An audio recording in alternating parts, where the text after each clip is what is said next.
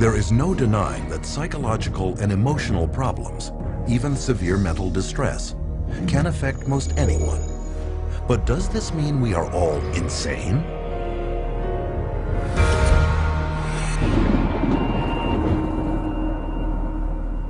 What causes psychological distress? Early psychiatrists thought it was an imbalance of the humors that could only be cured by bleeding patients with knives or leeches. Other psychiatrists believed mental problems came from organs like the tonsils, the stomach, and the spleen, and cut them out. Later were attempts to alter brain function, but these efforts also failed. Today, psychiatrists tell us that the way to fix unwanted behavior is by balancing brain chemistry with a pill. Did they get it right this time? They say you have a chemical imbalance of serotonin and dopamine, but there's never been a study to ever prove that, ever. It's just been indoctrinated into the culture and television advertising to the point where people now believe it is fact. Despite this lack of evidence, psychiatrists will tell you that psychotropic drugs are just like mainstream medical drugs. Can this be true?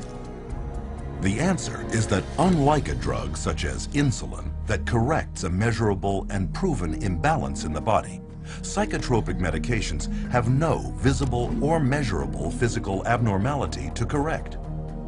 Here is evidence of a bacterial infection. Here is the psychiatric disorder, attention deficit hyperactivity disorder. Here is a broken arm. Here is major depressive disorder. This is a brain tumor. And this is bipolar disorder. Which raises the question, how can you medicate something that is not physically there? The answer is, you can't. And furthermore, because psychotropic drugs are specifically designed to get past the body's natural defenses and into the brain, they can upset the very delicate processes the brain needs to ensure the body runs smoothly. Every time you throw something into the system that's foreign to the system, you're creating imbalances elsewhere within the system. The body changes as a result of taking the medication, so when you stop taking the medication, the body's got to change back to the way it was before. If it can, because it can't always. And in doing so, it disrupts the whole system. This is what creates the sometimes serious side effects. Paxil was the drug that gave me insomnia. I would cry very easily on it, and I completely lost my appetite within the first 2 days of taking it. It didn't help me study, it didn't help me do anything. I didn't even want to do work because I was so sick. The psych meds didn't help me at all. They made matters, I'd say probably like 10 times worse for me, maybe even 20. Only now I was further impaired by the medications, and I started having car accidents. They put me on Zoloft, and it made me want to kill myself. And I realized that those drugs were just destroying me. Even when I was on them, I realized that they were destroying me. In spite of the crippling effects of their drugs, psychiatrists and drug companies have used them to create a huge and lucrative market worth billions. And they've done this by naming more and more of life's problems as medical disorders, requiring psychiatric treatment. For example, shyness becomes social anxiety disorder. Loss of a loved one, major depressive disorder. Homesickness, separation anxiety. Suspicion, paranoid personality disorder. Having ups and downs, bipolar disorder. Distractibility, ADHD. This is why it is almost impossible for anyone to see a psychiatrist today and not be diagnosed with a mental illness. And a diagnosis of mental illness means psychotropic drugs. When a patient goes into a psychiatrist's office and asks for help, probably 98, 99, maybe even 99.9% of people are going to receive a medication. And these medications have been estimated to cause over 700,000 serious adverse reactions a year and 42,000 deaths. Meanwhile, the psychiatric industry rakes in $1/3 of $1 trillion a year. The issue isn't whether or not people's emotional problems are real. They are. What we really should be asking is, how did psychiatrists convince people that these problems were signs of mental illness? How did they use these illnesses to create a demand by doctors and the public for psychotropic drugs?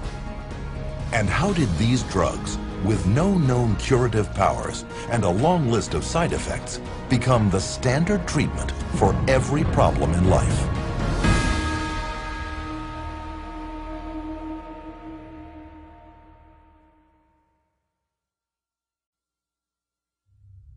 Psychiatrists assert that they have made much progress in the field of mental health over the past century and a half. To prove this, they claim a history of great advancements in the area of psychotropic drugs. But is this parade of brain chemicals the scientific breakthroughs they are leading us to believe?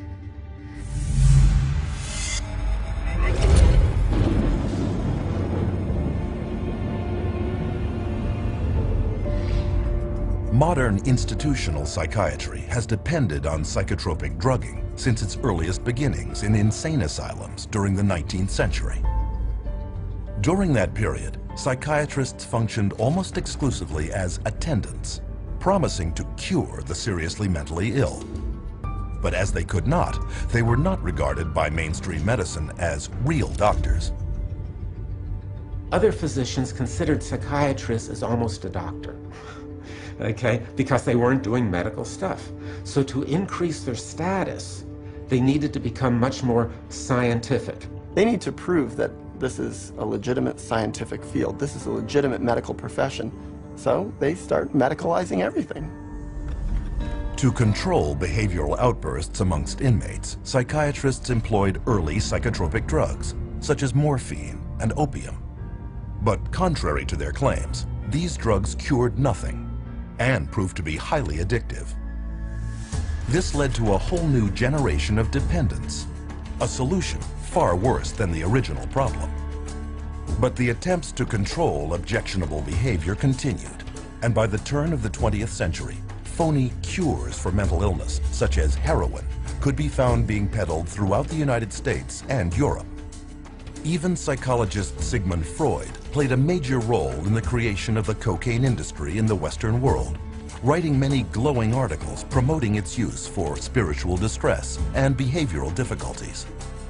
Freud, as a psychoanalyst, he for a while was promoting cocaine as being a panacea for all kinds of problems. Freud later wrote, "The psychic effect of cocainum muriaticum consists of exhilaration and lasting euphoria, produced no compulsive desire to use the stimulant further."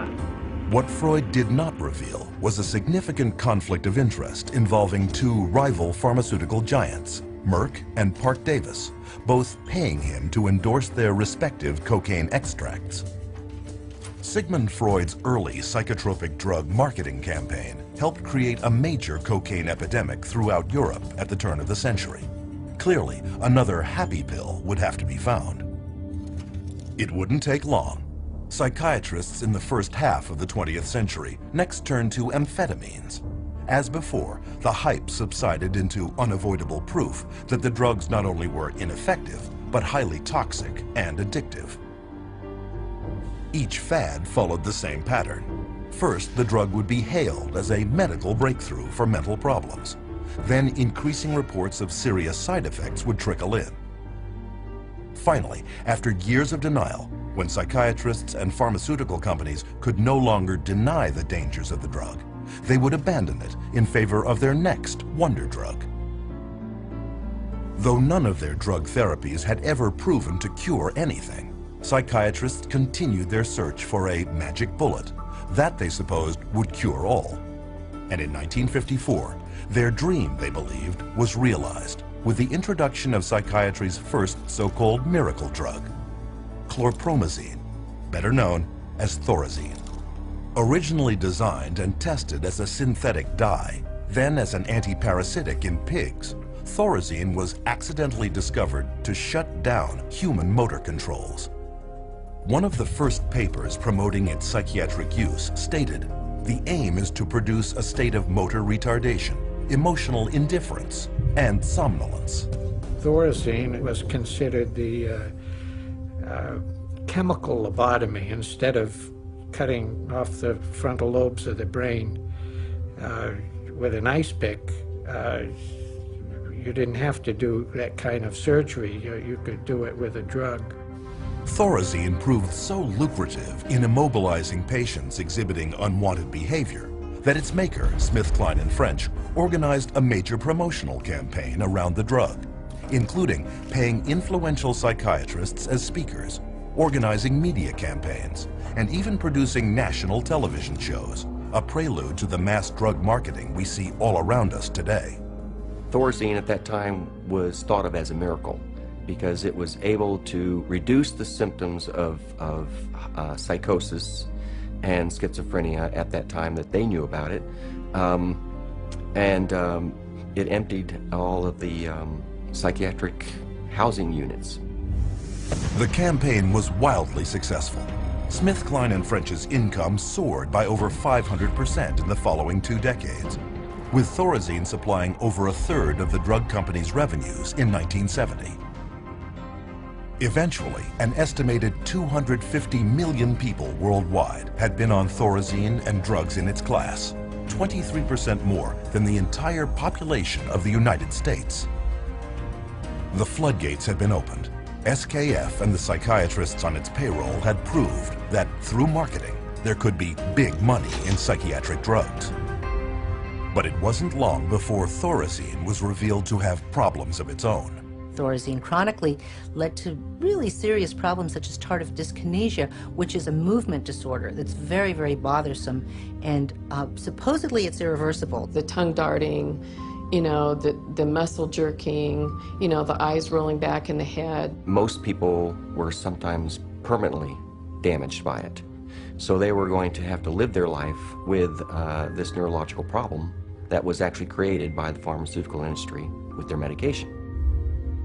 Because Thorazine so hindered mental functioning, its use had to be limited to institutions.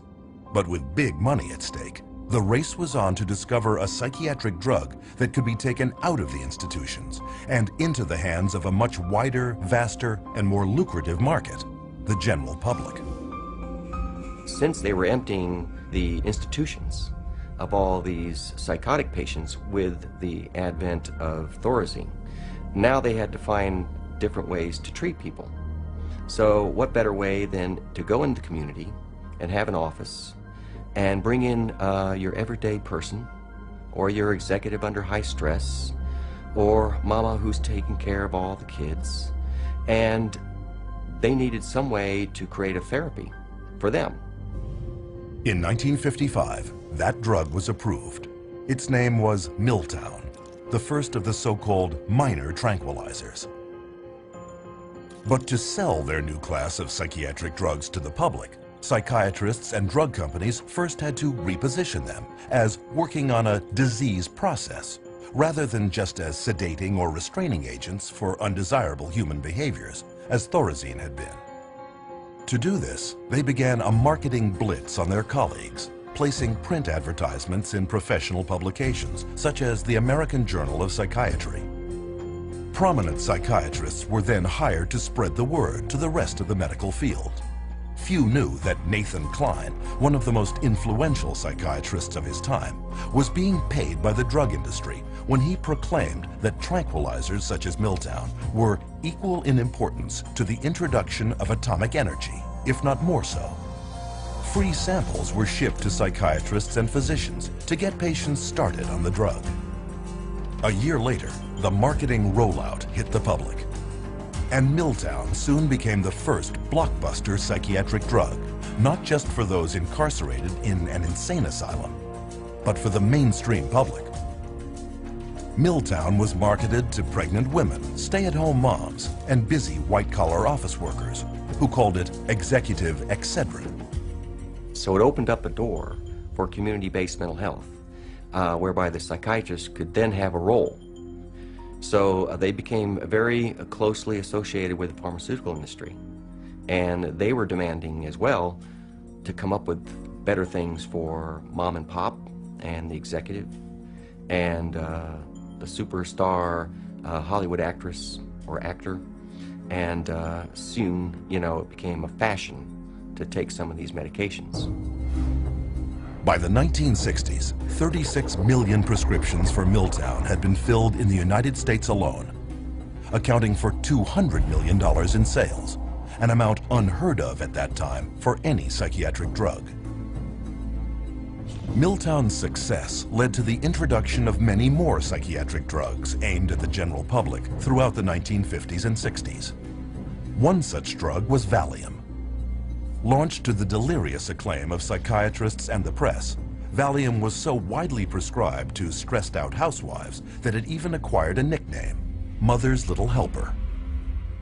Lost amidst this hoopla was strong and well-documented early evidence that tranquilizers also came with serious, life-changing side effects. Milltown, for example, was soon labeled by the 1962 President's Advisory Commission on Narcotic and Drug Abuse as more dangerous and addictive even than cocaine or methamphetamine, and fell quickly out of use.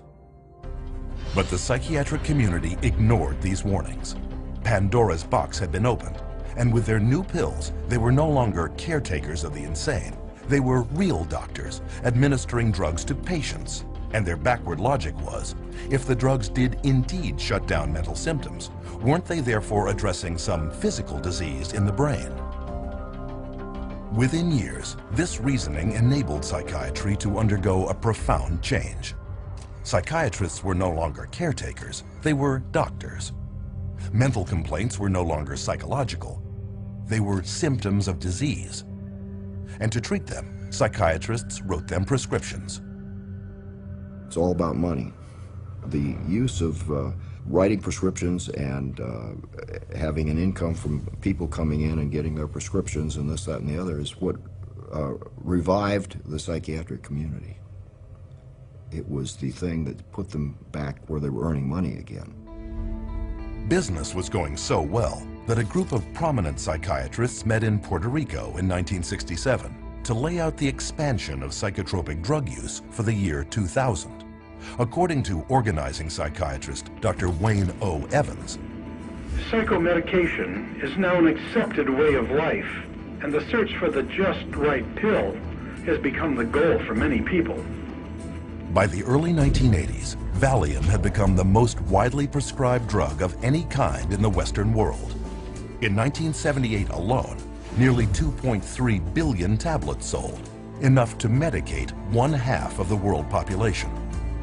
The business of psychotropic drugging had gotten so out of hand that at a 1979 hearing on the use and abuse of benzodiazepines, one United States senator commented that the whole pitch appears to be to sell, market, sell, and market. But bigger things were yet to come. The next drug that became a rage was Prozac. And of course, Prozac was not for anxiety, but for depression. And all of a sudden, the diagnosis of depression starts multiply. The number of people who are diagnosed as being depressed starts multiplying substantially. Prozac was released amid great fanfare, with tales of miraculous recoveries, sick minds made well, and ruined lives restored. And all with almost no side effects or addiction, or so its manufacturer claimed. Many new antidepressants quickly followed, also pitching instant psychological relief with little downside. And with this, mainstream psychiatry abandoned psychotherapy for pharmacology forever. In a bold and effective marketing coup, the world was told that these new antidepressant drugs were not just for the depressed, but lifestyle drugs for a choose-your-mood society. But almost immediately, evidence emerged that claims of universal safety and effectiveness were far from the truth. The adverse side effects of this class of drugs includes things like sexual dysfunction, agitation, facial involuntary movements of the face. Some of the psychiatrists in their books describe the tongue darting in and out of the mouth as an adverse side effect of SSRI drugs. Within 10 years, staggering details of side effects such as violence and suicide could no longer be ignored, with an estimated 3.9 million adverse events on Prozac alone. Black box warnings alerting the public to significant risks of violence and suicide were issued, once again against loud protests from drug companies and organized psychiatry. But when the patents of antidepressants expired, just as predictably, psychiatrists and drug makers finally admitted the truth. But now they claimed here was a new scientific breakthrough that would change everything. A new class of drugs called the atypical antipsychotic, newly approved to treat both schizophrenia and a then obscure mental disorder dubbed bipolar disorder. Suddenly, the diagnosis of bipolar disorder became the rage, with diagnosis rates soaring by thousands of percentage points in a matter of years. What is clear is that the patents run out, and the drug companies are always looking to maximize their profits, so they research new drugs, and they can keep them patented for about 17 years and charge monopoly prices. And then when the patent wears off, often the next one comes along. Soon, however, atypical antipsychotics, like all their predecessors, were revealed as having crippling and even deadly side effects, such as obesity, diabetes, and even heart problems, along with questionable efficacy and almost certain dependency. Pharmaceutical companies are trying to get away from the old style Thorazines and into the new antipsychotics, and we know that they're no better. So today's new and improved antipsychotic is no better than the old Thorazine, which was the miracle drug for psychiatry. Today, the same cycle continues, with breathless news coverage of new chemical treatments promoted as breakthroughs. Even hallucinogens such as LSD and ecstasy are now being tested for future psychiatric prescription. Psychiatry has a wonderful history of coming up with one label after another, all to cover up their own inadequacies and their own inability to get a product, which means to cure somebody or to truly honestly help somebody. So their solution is always, let's come up with another syndrome that that person has. It's one alphabet soup label after another. And just when the public starts catching on to that the experts may be telling us a story, we move on to the next realm of drugs. Psychiatry has become basically pharmaceutical management in America. That's what psychiatrists do. If you went to a surgeon, you would expect to get cut.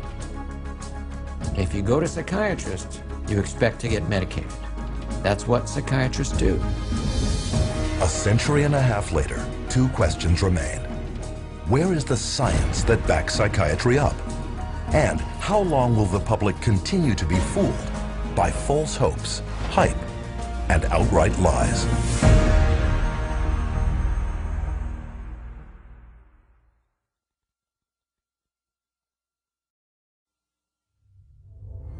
Psychiatrists have long desired to be viewed on a par with medical professionals. But whereas regular physicians have diagnostic tests to prove or disprove illness, psychiatrists do not. There is no objective testing in psychiatry. There is no blood test, there is no urine test, there is no biopsy. There's nothing that objectively proves that there's anything physiologically or biochemically wrong that's creating your symptoms. With cancer, you can do a screening and it's there or not. You can look at the cells and you can tell if it's there. Different diseases, you can look at it and you can see it under a microscope, or you can see it in an MRI, or you can see it in a CAT scan. With mental health, you can't see it. It can't be diagnosed in a medical procedure. It's all subjective. So the question becomes, without any scientific lab tests showing the presence or absence of mental problems, how does psychiatry's diagnostic system work? And how did it become so prevalent?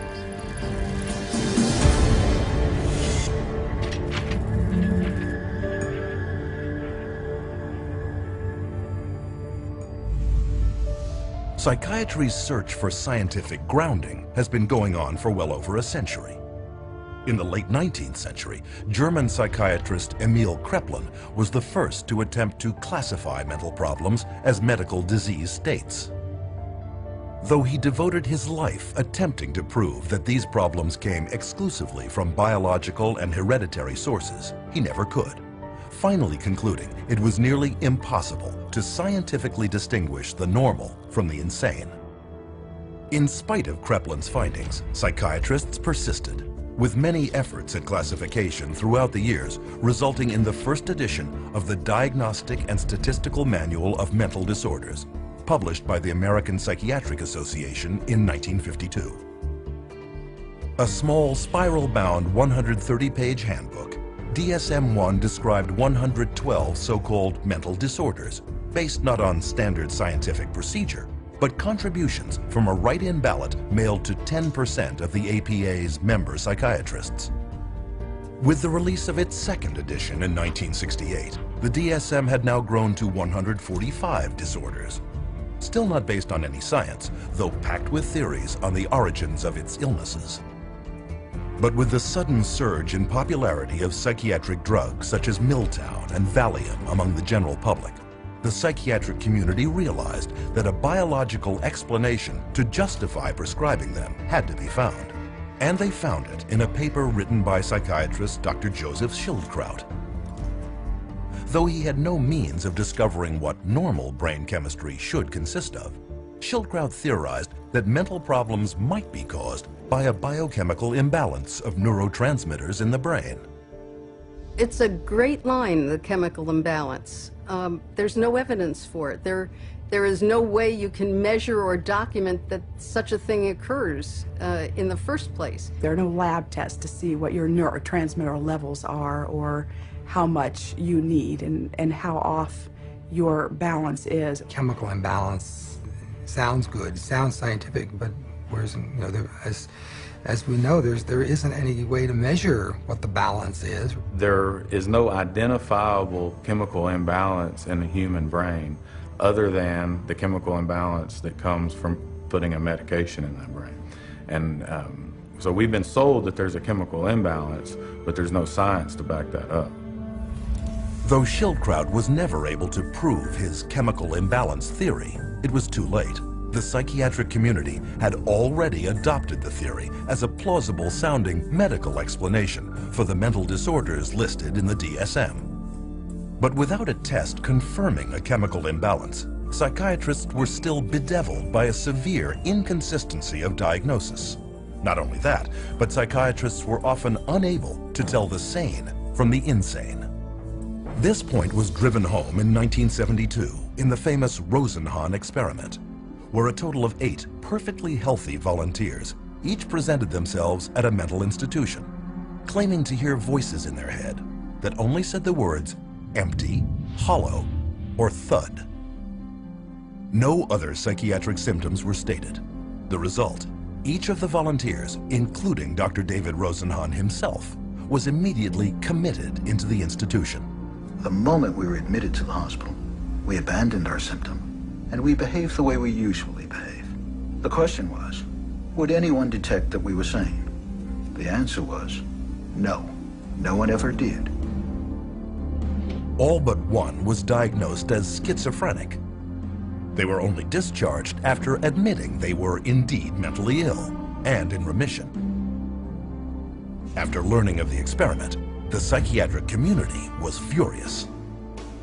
One hospital challenged Rosenhan to send in more volunteers, promising to catch every one of the fake patients. 3 months later, they proudly announced that of 193 patients presenting themselves, they had turned away over 41 who were pretending mental illness and considered another 42 suspect. The problem was, Dr. Rosenhan hadn't sent in a single person. 70 years later, Emil Kreplin's conclusion that psychiatry could not distinguish sanity from insanity had once again been proven correct. In his study, Rosenhan concluded, any diagnostic process that lends itself too readily to massive errors of this sort cannot be a very reliable one. It wasn't just the embarrassment of the Rosenhan experiment that caused psychiatry's leadership to take a new approach to diagnosis. With the rapid expansion in the psychotropic drug business, psychiatry underwent a seismic shift in the way it promoted mental illness. And the third edition of the DSM, spearheaded by psychiatrist Dr. Robert Spitzer, took a decidedly brain-based biological approach. Unlike its predecessors, the proposed DSM-3 assumed that mental problems derived from physical abnormalities of the brain. And instead of describing possible psychological causes for mental distress, DSM-3 would simply provide clinicians with checklists of symptoms. However, these descriptions were broad enough to apply to anyone at any time of life. With no science to back them up, these newly proposed disorders and the checklists that went with them were subject to intense negotiation, compromise, alteration, and heated debate. Psychiatrist David Schaffer, who attended the DSM-3 conference, observed, "People would shout out their opinions from all sides of the room, and whoever shouted loudest tended to be heard. My own impression, is coming straight from England, was it was more like a tobacco auction than a sort of conference." Many committees are established to determine what should and shouldn't go into the DSM, the current revision. And a lot of the committee activity is based upon, could be personal bias, political pressure, the trend that may be in vogue then, and other things that are non-medical. Well, in the DSM, I mean, they vote in diseases. I mean, they get together, the panel of psychiatrists look and decide, is this a disease or is this not a disease? How many of you agree this should be a disease? They have a show of hands. They said 20 people in the room, 12 vote for it, 8 vote against it. Bingo. They have a disease. Tell me that that's science. One psychologist reported that during discussions of the proposed criteria for masochistic personality disorder, Spitzer's wife protested about one symptom of the disorder, to which Spitzer responded, "Okay, take it out." Scientific or not, once a disorder is voted into the DSM, it is very hard to vote it out. On rare occasions, however, this too has occurred. Homosexuality, a mental illness according to DSM 1 and 2. After gay rights activists picketed their 1973 convention, the American Psychiatric Association buckled to political pressure and decided by a mail-in ballot of its member psychiatrists to remove it from DSM's next edition. What happened? It wasn't like, there's some objective evidence that at one point it was a disease and we cured the disease and now it's a lifestyle choice. No, it was cultural. We became more liberal in this country and decided, okay, it's fine. Whereas, 50, 100 years ago, it wasn't fine, there's a problem. That's not medicine, that's something else. And the psychiatrists who wrote the DSM-3 knew it, as Robert Spitzer would admit to the BBC many years later. What happened is that we made estimates of prevalence of mental disorders totally descriptively, without considering that many of these conditions might be normal reactions, which are not really disorders. That's the problem. But instead of learning from their mistakes, the American Psychiatric Association published the DSM-4 in 1994. And it was even bigger, with 374 different diagnoses amongst its 886 pages. The new edition more than tripled the number of mental illnesses listed in the DSM-1. This rapid expansion in the number of psychiatric diagnoses may not help the patient, but it benefits many others. Once a diagnosis has been created, it enters the professional curricula. Specialists emerge to treat it. Conferences are organized around it. Research and publications cover it. Psychiatrists formulate their patients' symptoms to correspond to it, and drugs are prescribed for it. The DSM, in short, was no longer a manual, but a full-fledged industry. The DSM, although it is our Bible, it becomes the Bible and it becomes tantamount to, the tablet coming down from Mount Sinai, not just for psychiatry and psychology, but for insurance companies, for the legal profession. It comes into play as far as sentencing. It comes into play as far as custody decisions. So non-scientific information is used to make some radical, life-altering or life-ending decisions. The danger of all these psychiatric diseases is that anyone walking the earth today could be labeled as having a mental illness. Using the DSM, psychiatrists at Harvard University have declared that half of everyone on Earth will be mentally ill in their lifetime. One prominent Harvard psychiatrist, Dr. John Rady, goes a step further, arguing no one is truly normal. Though the American Psychiatric Association has quietly acknowledged the lack of evidence for Joseph Schildkraut's chemical imbalance theory, the claim is still flogged in the media and passed on to patients every day. And although you are not likely to hear it in the general media, psychiatrists readily admit that the disorders listed in the DSM have no proven pathology and therefore cannot be called medical diseases. If you were to be confronted with someone saying that the DSM is not backed up by science, what do you have to say about that? Oh, I would say that they're entirely right. No, the DSM is not science. I think there are non-scientific elements, political aspects of it that influence it. Yeah, absolutely. DSM-4, this is still far away from science. The DSM system is far from perfect, but it's the best we have. DSM stands for diagnosis as a source of money. It brings in a lot of money.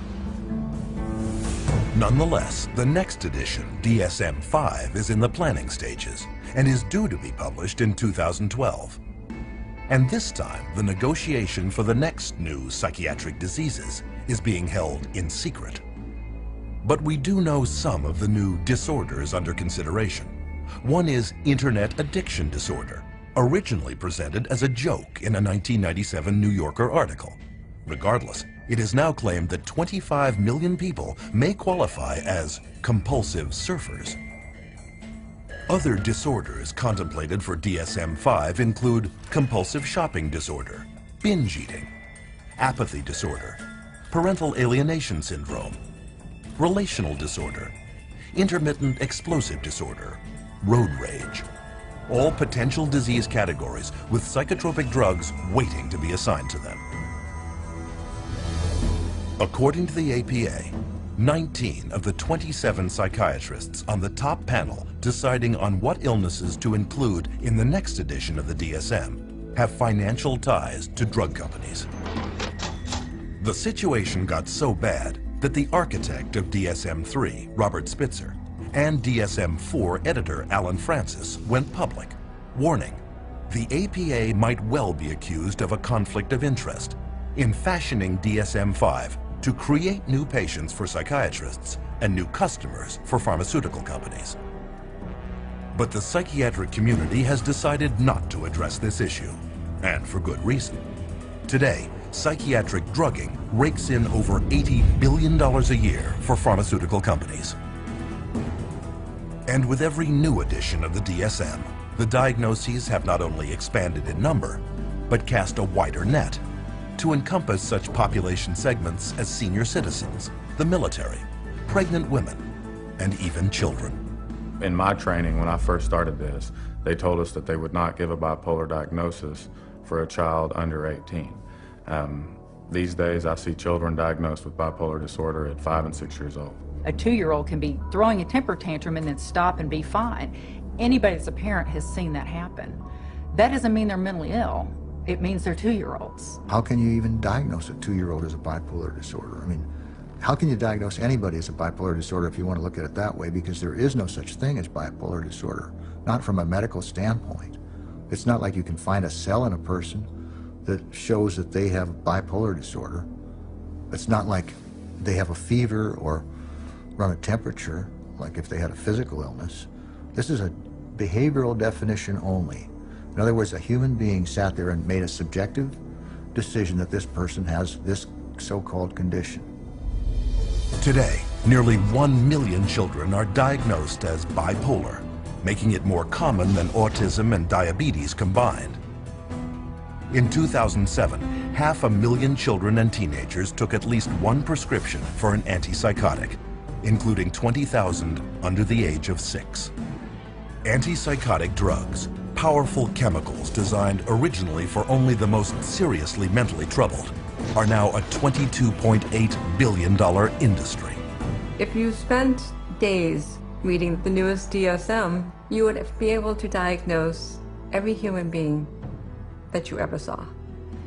And with the diagnosis come to treatment. The DSM most definitely helps in the prescribing of drugs. It legitimizes the process of pulling out the prescription pad, because here is this disease entity. The disease entity is addressed with this medication. And the DSM is in the service of making things reductionist into very simple, simplistic ways of looking at things.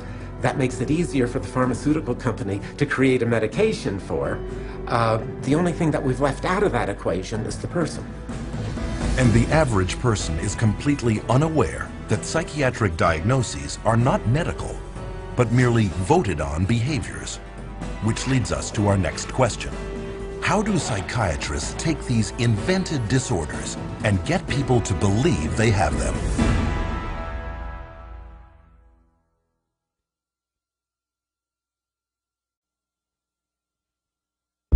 According to psychiatrists at the World Health Organization, 450 million people worldwide have a mental disorder. 3 times the metropolitan populations of Tokyo, New York, Los Angeles, London, Paris, Mexico City, Mumbai, Milano, Madrid, Toronto, Washington, Athens, Melbourne, Hong Kong, Singapore, Rome, and Berlin combined. Are there really this many mentally ill? Or is this just a case of good marketing?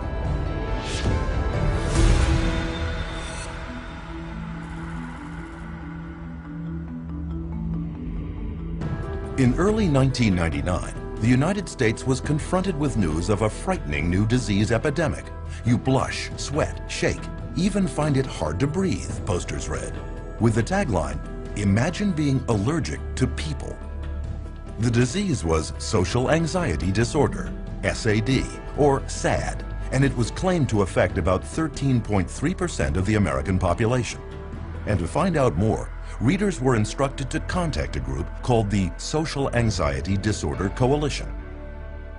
What the public was not told was that both the coalition and the campaign were created by a public relations agency and bankrolled by a drug company.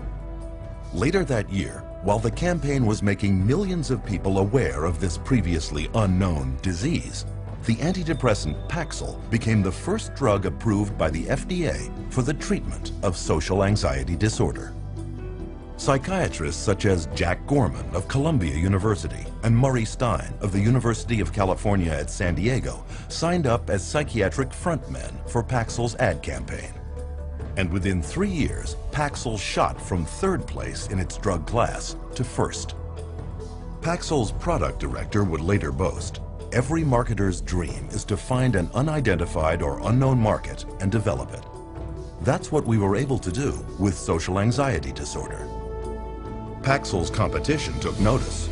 That same year, Pfizer got FDA approval to sell its antidepressant, Zoloft, for treatment of post-traumatic stress disorder. They too hired a public relations firm to create their own psychiatric front group and paid psychiatrists to spread the word about the disorder. This campaign would claim that 1 person in 13 would develop PTSD over the course of a lifetime, and this included anyone witnessing a violent act, natural disaster, or distressing event. And as with Paxil, sales of Zoloft skyrocketed.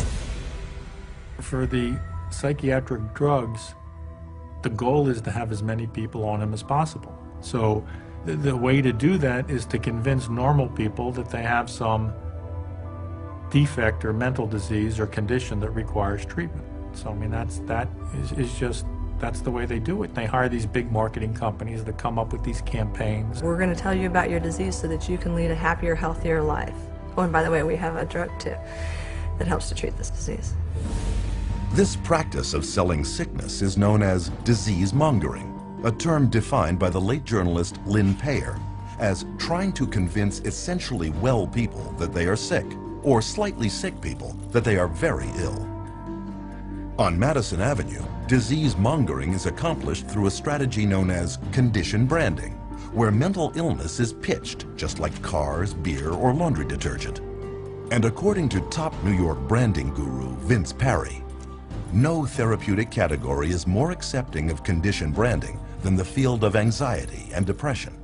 where illness is rarely based on measurable physical symptoms and therefore open to conceptual definition.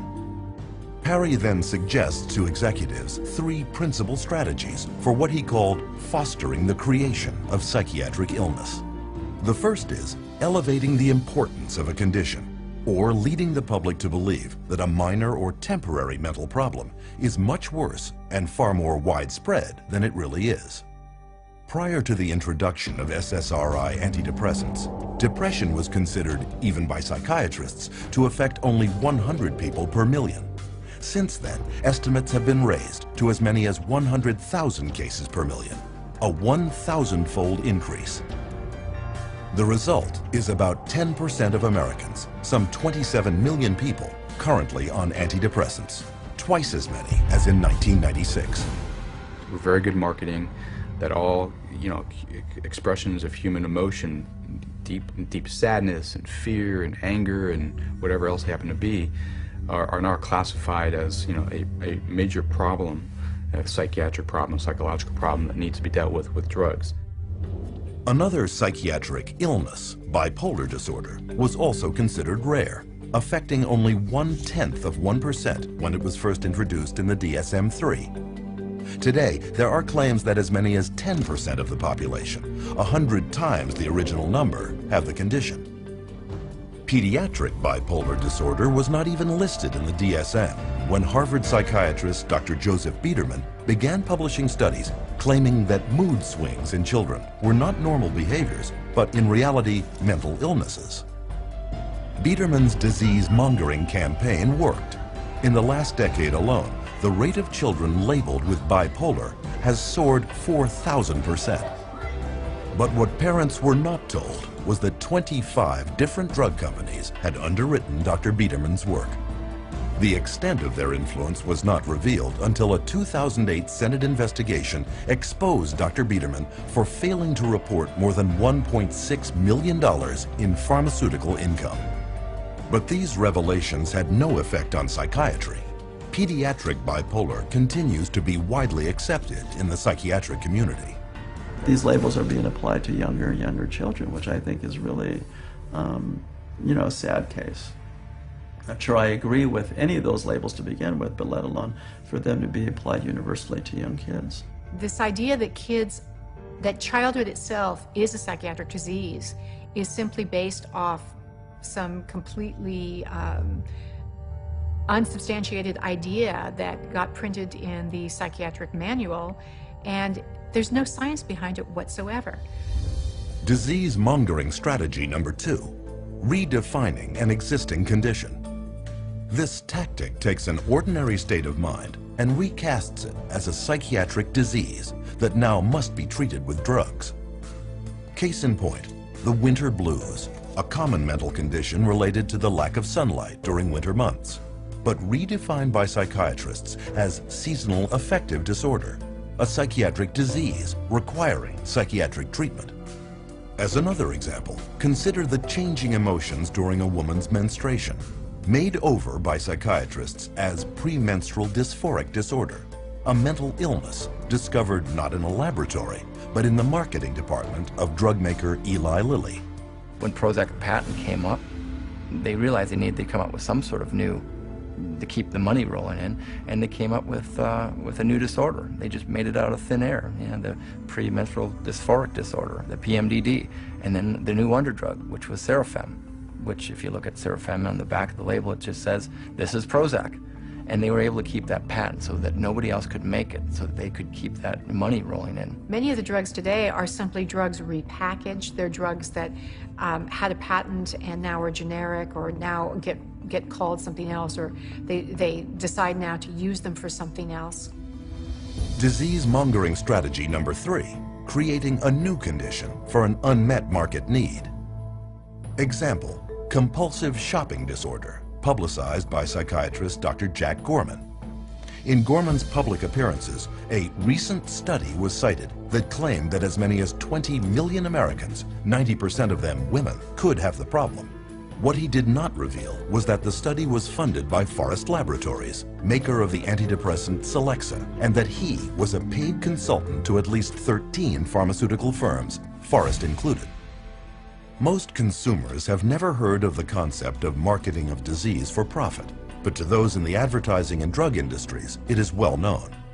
A 2005 Reuters Business Insight report, written for drug company executives, notes that the ability to create new disease markets is bringing untold billions in soaring drug sales, and that the coming years will bear greater witness to the corporate-sponsored creation of disease. If I can't get along with my husband, take a drug. If I'm feeling a little depressed, take a drug. If I can't study properly, take a drug. We've become a fast food, what I call a fast food, fast drug society. One might then ask, is anyone questioning this rampant increase in extremely questionable and scientifically unproven mental diagnoses? In April 2006, the British Medical Journal inadvertently found out when they published a groundbreaking study announcing a newly discovered psychiatric disease, motivational deficiency disorder, or MODED. Characterized by lethargy and an unwillingness to work, MODED was claimed to affect millions. But when media outlets around the world uncritically broadcast the news, the journal told the truth. The study was part of their April Fool's Day edition. But the joke made its point. Disease mongering works. Even people without any mental illness at all can be deemed at risk and recommended drug treatment. One study published in the Journal of the American Medical Association urged all stroke victims to take an antidepressant to prevent depression, whether they were depressed or not. It was later discovered that its authors had an undisclosed financial relationship with the maker of the antidepressant Lexapro. Preventive drugging is the wave of the future. As one expert noted, there is an apparently limitless amount of money to be made from marketing pharmaceutical remedies for diseases, and even more from remedies to reduce risk factors for disease. And of course, every time they come out with a new mental disorder, then they come out with a new drug to counteract it. At least to me, it seems like nothing more than a marketing ploy. There are certain executives in the pharmaceutical manufacturers that have stated that one day in America, every person will be on drugs, healthy or not. With these clever disease-mongering campaigns, 100 million people worldwide are currently on psychotropic drugs. And as a result, the psychotropic drug industry is grossing over $150,000 every minute. Observed one consumer advocate, you can sell hundreds of millions of dollars worth of a drug, even a bad drug, if you have the right marketing campaign. Which leads us to our next question. Now that disease-mongering campaigns are creating the illusion of widespread mental illness, how safe are the drugs psychiatrists are prescribing to treat it?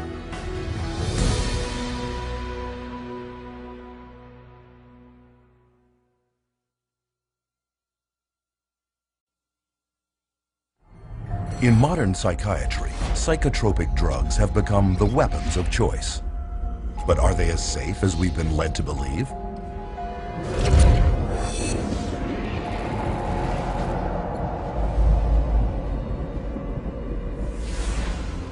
International regulatory bodies, such as the United States Food and Drug Administration, require that all drugs be proven safe and effective before they can be released. To accomplish this, pharmaceutical companies must conduct thorough and exacting clinical trials that prove the safety and efficacy of their drugs prior to marketing. At least, that's what's supposed to happen. But underneath the public relations veneer, claims of psychotropic drug safety by psychiatrists and drug companies are far from the truth. And there are many reasons why. To begin with, drug safety testing is predominantly done by drug companies, not by governmental agencies or independent laboratories, creating an obvious conflict of interest. They pay for it, they bring in the researchers, they have every opportunity to skew the research, to manipulate it, to produce exactly what they want it to produce. The first step in submitting an application for a psychotropic drug is to find a disorder in psychiatry's Diagnostic and Statistical Manual and attach it to the drug. Then clinical trials begin, first on animals, then on humans. If the drug makes it to human testing, clinical trials then follow 4 phases. In phase 1, it is tested on a very small number of volunteers, usually healthy young subjects, to determine if the drug is not overly toxic and what side effects it carries. And the studies that are done have young men or women that have very little body fat and are healthy in their 20s. They don't test these drugs on elderly people that have a huge amount of body fat or different proportion of body fat, and they hold the reaction of their drugs is totally different, but they don't ever consider that. In phase 2, psychiatric researchers determine if the drug creates the sought-after effects on the human body and how large a dose can be given before drug toxicity sets in. As in phase 1, test subjects are mostly healthy young volunteers. So just the people that I already know are going to perform well on my drug are going to be entered in this trial. Well, how well do you think your drug's going to come out? Phase 3 testing compares the psychotropic drug against a placebo or sugar pill. Although phase 3 testing is larger and more extensive than phases 1 or 2, it normally involves only about 1,000 patients and lasts a mere 4 to 8 weeks, certainly not enough time to determine any long-term side effects.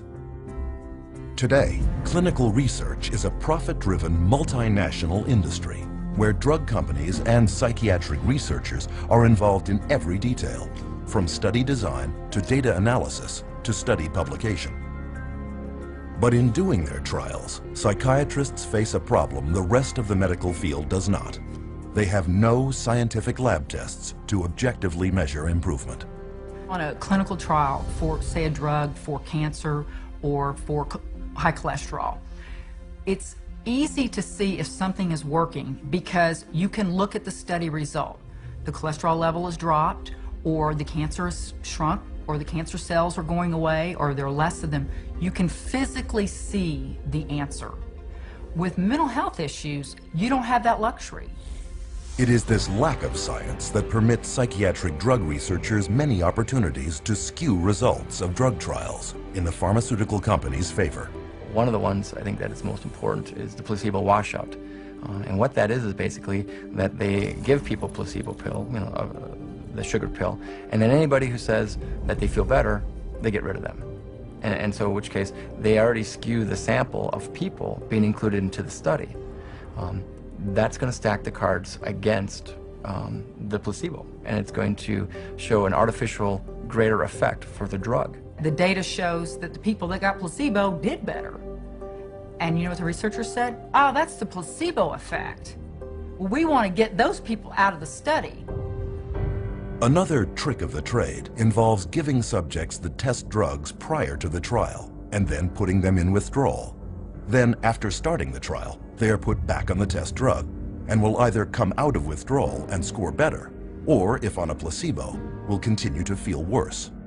Psychiatrist Richard Borison, for example, took schizophrenics off Haldol to generate active psychosis, then put them back on Haldol during the trial. In spite of this, his study is still cited in psychiatric literature. Another way that they can manipulate the data is unweighted distributions. I have 3 studies that I look at.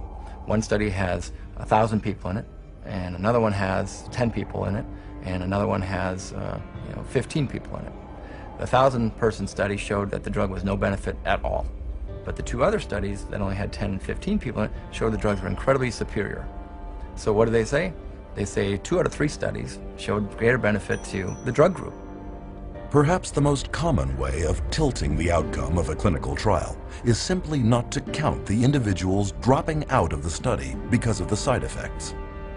In fact, in clinical trials for the antipsychotic Zyprexa, 2/3 of the 2,500 participants had so many side effects they dropped out. Of the remaining 800, 22% reported serious adverse reactions to the drug. And during the Prozac approval trials, of the 11,000 patients tested, only 286, less than 3%, actually completed the short 4 to 6 week trials. In another common practice, adverse side effects are covered up by giving additional drugs that are not part of the study.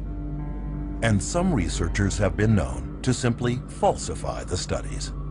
Case in point, psychiatrist Farouk Abuzahab, former ethics committee chair of the Minnesota Psychiatry Society, whose patient he recruited into one of his clinical trials reported having extreme thoughts of suicide. In his research documents, however, he noted 0 adverse events. 2 days later, she jumped from a Minneapolis bridge to her death. A final way of skewing test data is to hide unwanted drug reactions under less frightening terms. This trick was used in the notorious Paxil Study 329, where such side effects as aggressive events, homicidal thoughts, and homicidal acts were categorized under the word hostility, while under the nebulous term emotional lability were filed suicidal thoughts and actions. In many cases, clinical trials are set up not to look for violence and suicide at all. It is a problem that if these clinical trials don't specifically really ask a lot of questions about the nature of suicidal ideation and how the person feels and hopelessness and akathisia, if they don't ask those questions very specifically, they're not going to really get that data, and it's not going to come up. Designing biased trials to avoid negative findings, interpreting the raw data to favor your drug, and spinning the entire study to accentuate the positive are just some of the many, many ways to bias a trial. It is this perfect storm of intellectual dishonesty that has led one drug expert to conclude that it can be proven that most claimed research findings are false. But it is the drug companies that own the studies. And when they believe they have compiled enough evidence to convince regulators that their drug is safe and effective, they submit their phase 3 clinical trials for approval. The FDA only requires that 2 clinical trials be submitted, so drug companies can conduct as many studies as it takes to find the 2 that have the best chance at FDA approval. You only need 2 positive trials against placebo, and it doesn't matter if you did 1,000, as long as you get 2. And it's amazing, sometimes they actually don't.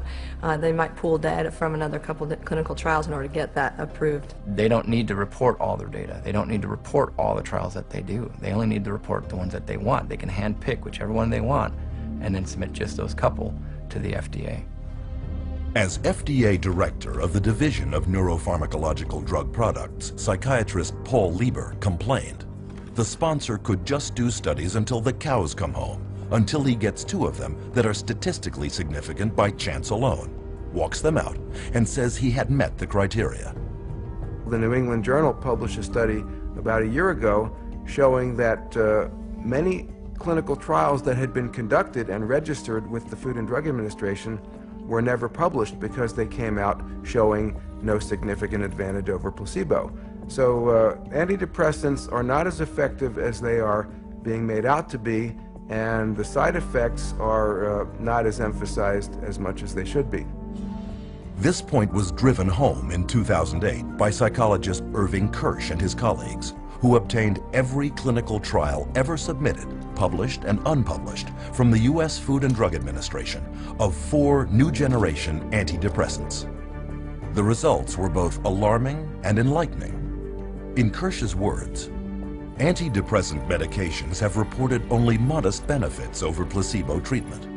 And when unpublished trial data are included, the benefit falls below accepted criteria for clinical significance. In addition to this, volumes of effects associated with these antidepressants have since been discovered, including homicide, suicide, and mass murder.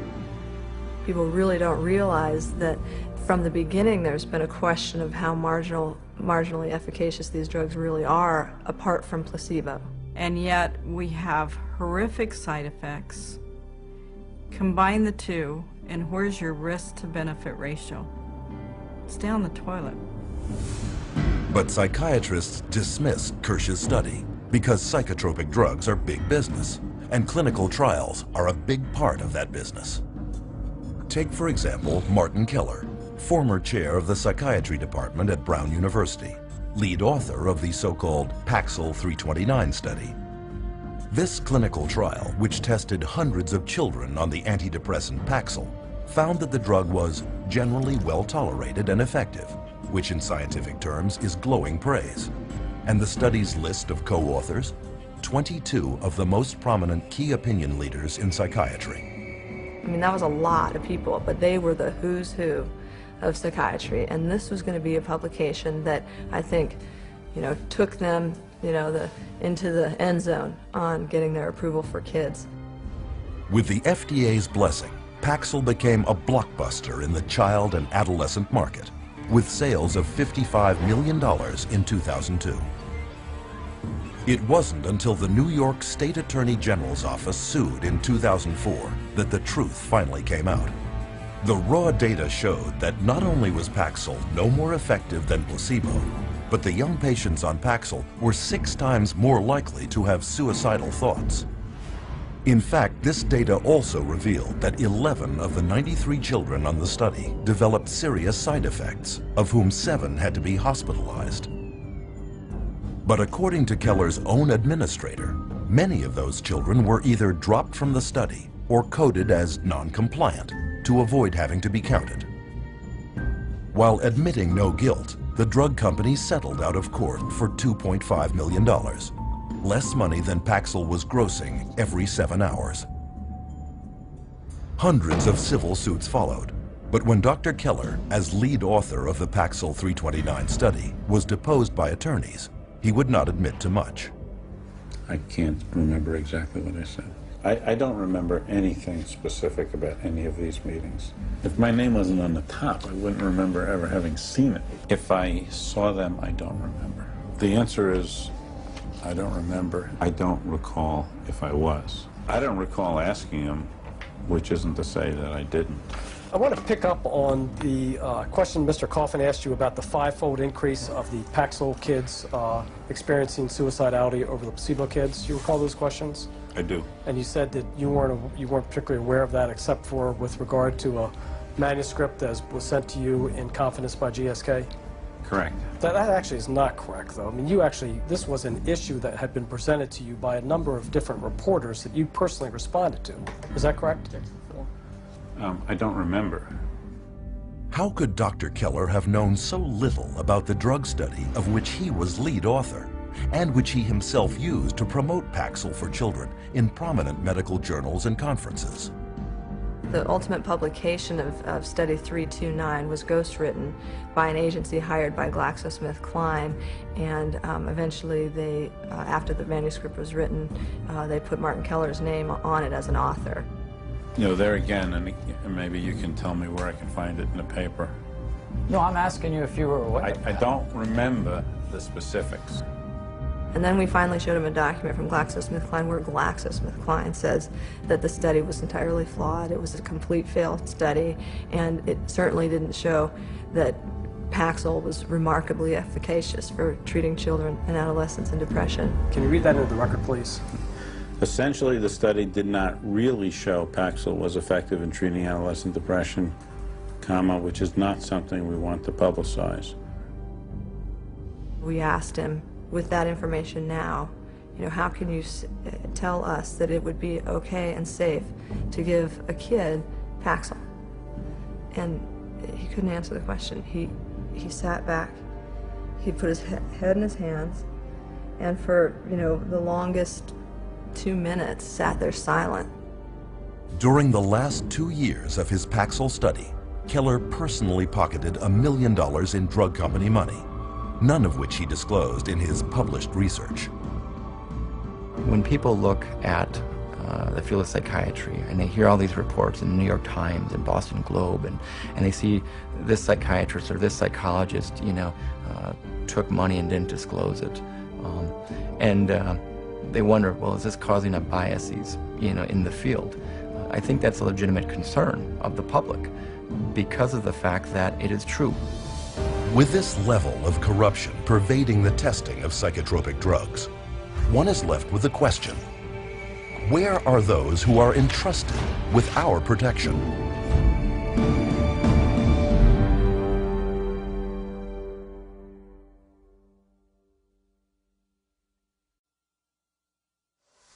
Government regulators are supposed to watch out for patients' welfare. So why are so many dangerous psychotropic drugs being allowed on the market?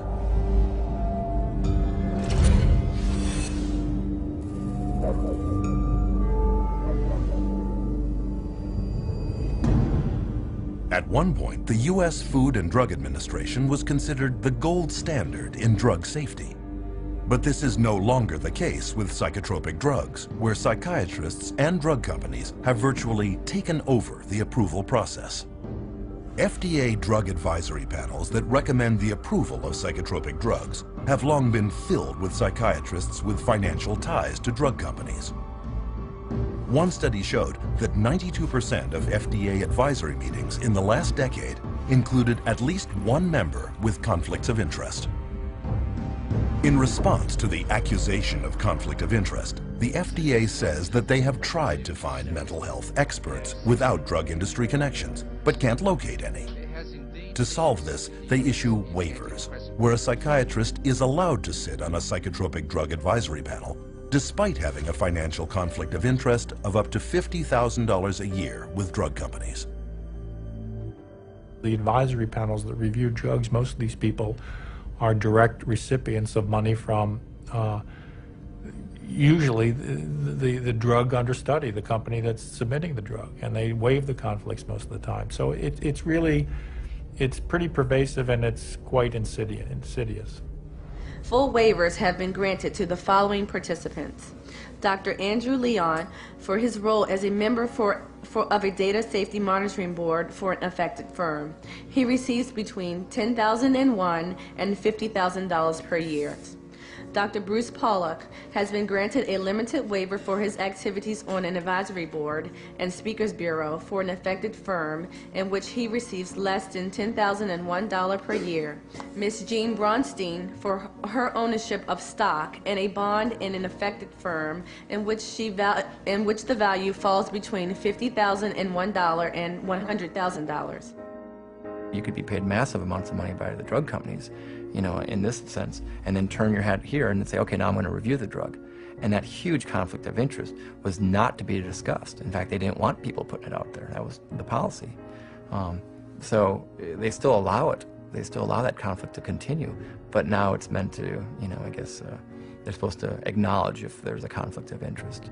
But acknowledging the conflict and getting rid of the conflict are two different things.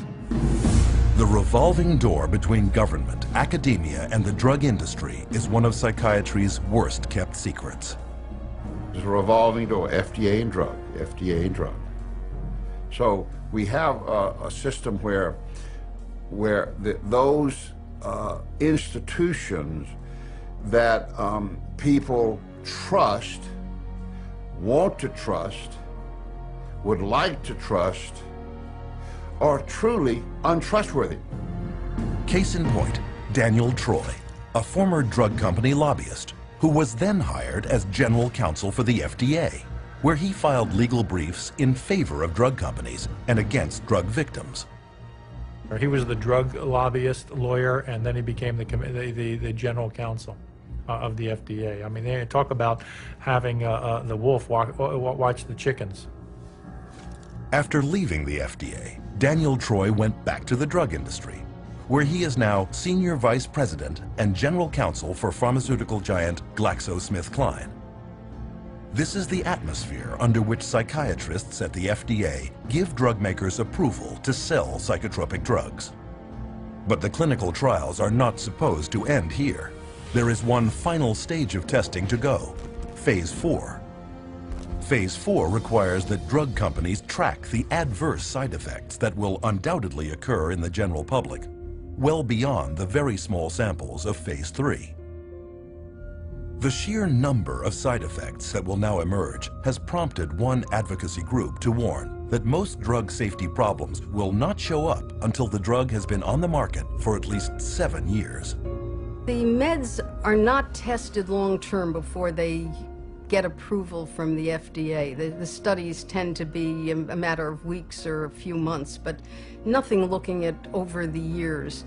And the data that's coming in now from Europe and also in the United States is that the side effects are deadly.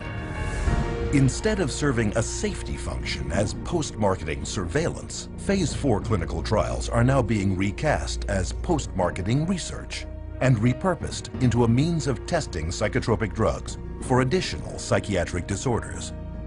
Take Zoloft, FDA approved in 1991 to treat major depression. Since then, it has also been okayed to treat obsessive-compulsive disorder, post-traumatic stress disorder, premenstrual dysphoric disorder, panic disorder, and social anxiety disorder. In 2005, the last full year before it lost its patent, Zoloft grossed $3.3 billion. And as with other psychotropic drugs, much of that is pure profit.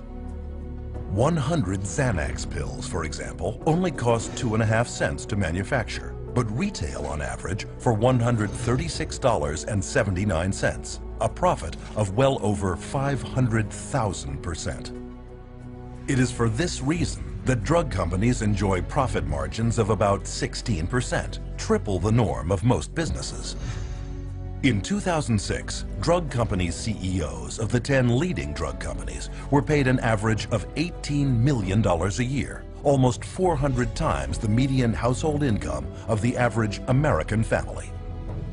Investors also love pharmaceutical companies producing psychotropic drugs, since psychiatrists never prescribe them to cure mental problems, but to manage them, often for a lifetime. And lifetime customers have a huge impact on the bottom line. As one stock analyst famously commented, the first disaster is if you kill people. The second disaster is if you cure them. Pharmaceutical company stock has been one of Wall Street's most consistent winners and is widely considered one of the most profitable investments one could make. In 2002, the total profits of the top 10 drug companies in the Fortune 500 exceeded the combined profits of the other 490 businesses. And a downturn in pharmaceutical stock prices would constitute major losses for investors throughout the world, and investments must be protected. With so much money at stake, is it any wonder that stockholders are never told the truth about the drugs they are investing in? They are unaware that FDA approval does not guarantee drug safety, and that the clinical trials justifying that approval are frequently based on falsities and deceptions. But once the drug is approved, the next challenge is, how do you convince prescribing physicians that these drugs are truly safe, effective, and carrying few side effects when the drug company's own trials prove that this is not the case?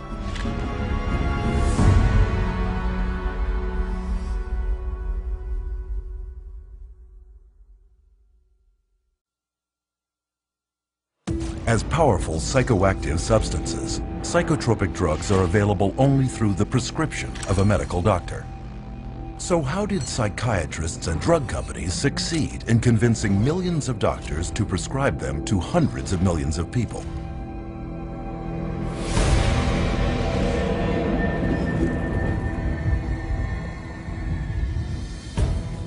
Drug companies are anxious to get their products onto the market as soon as possible.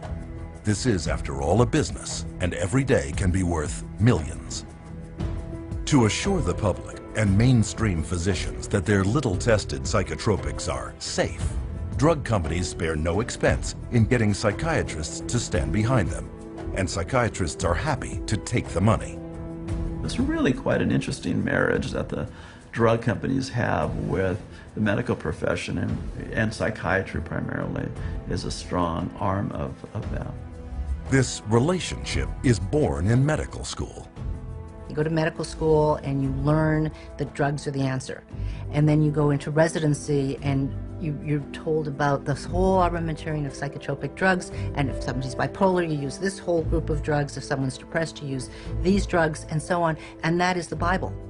And when you're a believer, as psychiatrists are, in the Bible of psychiatry, or in that box called psychiatry, you're not likely to stray unless you begin to think for yourself. And once out of medical school, many of these true believing psychiatrists are recruited by drug companies and groomed to be spokesmen. They know then who are the psychiatrists who are most easily influenced, and they can then invest in those doctors, take those doctors to whatever fancy resort to be educated about the latest, newest med, and those people then become the experts. They go and give the talks at the medical dinners, at the fancy restaurants, or at the drug-sponsored symposia at the American Psychiatric Association. They become the teachers in the residency training programs. Once these so-called key opinion leaders have canvassed the psychiatrists in their area, they then bridge over to mainstream physicians to convince them to prescribe psychotropic drugs. So you have the psychiatrists coming in now and teaching at an OBGYN convention where they'll give papers there, or they'll, designed to address GPs and teach the GPs how to look for and diagnose these diseases and these illnesses. And again, the psychiatrist they're the ones who are going to know. Like in the medical profession, most of the doctors will say, well, these guys are the specialists in the field. I'm going to listen to how they want me to do this so that I can do it in my own practice, and they'll follow that lead and that influence, all funded by the drug companies. Indoctrinating physicians begins at medical conferences like these, where government-mandated continuing medical education, or CME, courses are taught. I'm required once a year to have so many units of postgraduate training, and so I have to go to get my hours by approved training centers that the state recognizes, and those approved training centers are run by the drug companies. But far from being educational, these conferences are frequently produced by professional medical education firms hired by drug companies. And their psychotropic drug seminars are commonly conducted by drug company paid psychiatrists who can be paid up to $2,500 for a single lecture.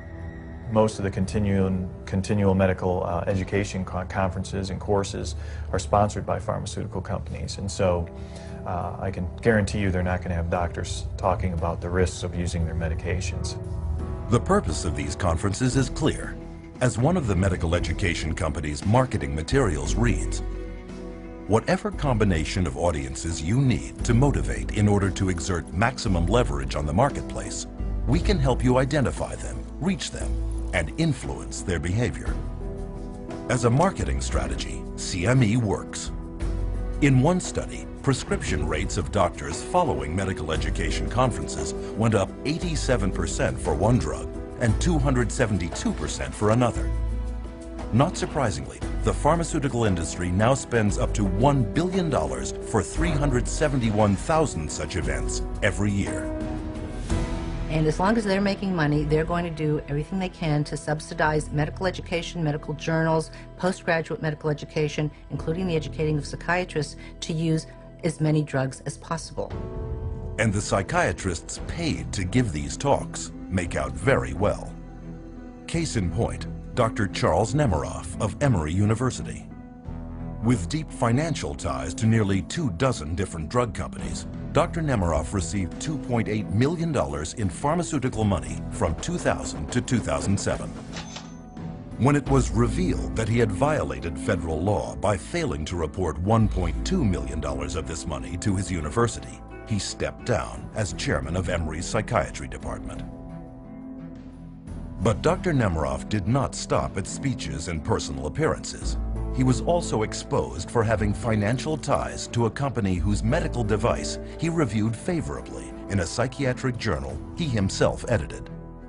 On another occasion, he hired 14 Emory University colleagues to write articles for a special supplement of the medical journal celebrating the 5th anniversary of the introduction of the antidepressant Effexor.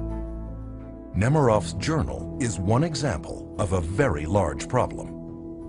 In one notable case, the New England Journal of Medicine printed an article whose authors had so many financial ties to drug companies that because of space limitations, the journal was forced to list them on its website. Printed out, these financial conflicts covered 3 single-spaced typewritten pages. But it goes further. In many instances, respectable journals have been fooled into publishing studies written by drug company ghostwriters, but falsely credited to prominent psychiatrists who are paid up to $20,000 to put their names on it.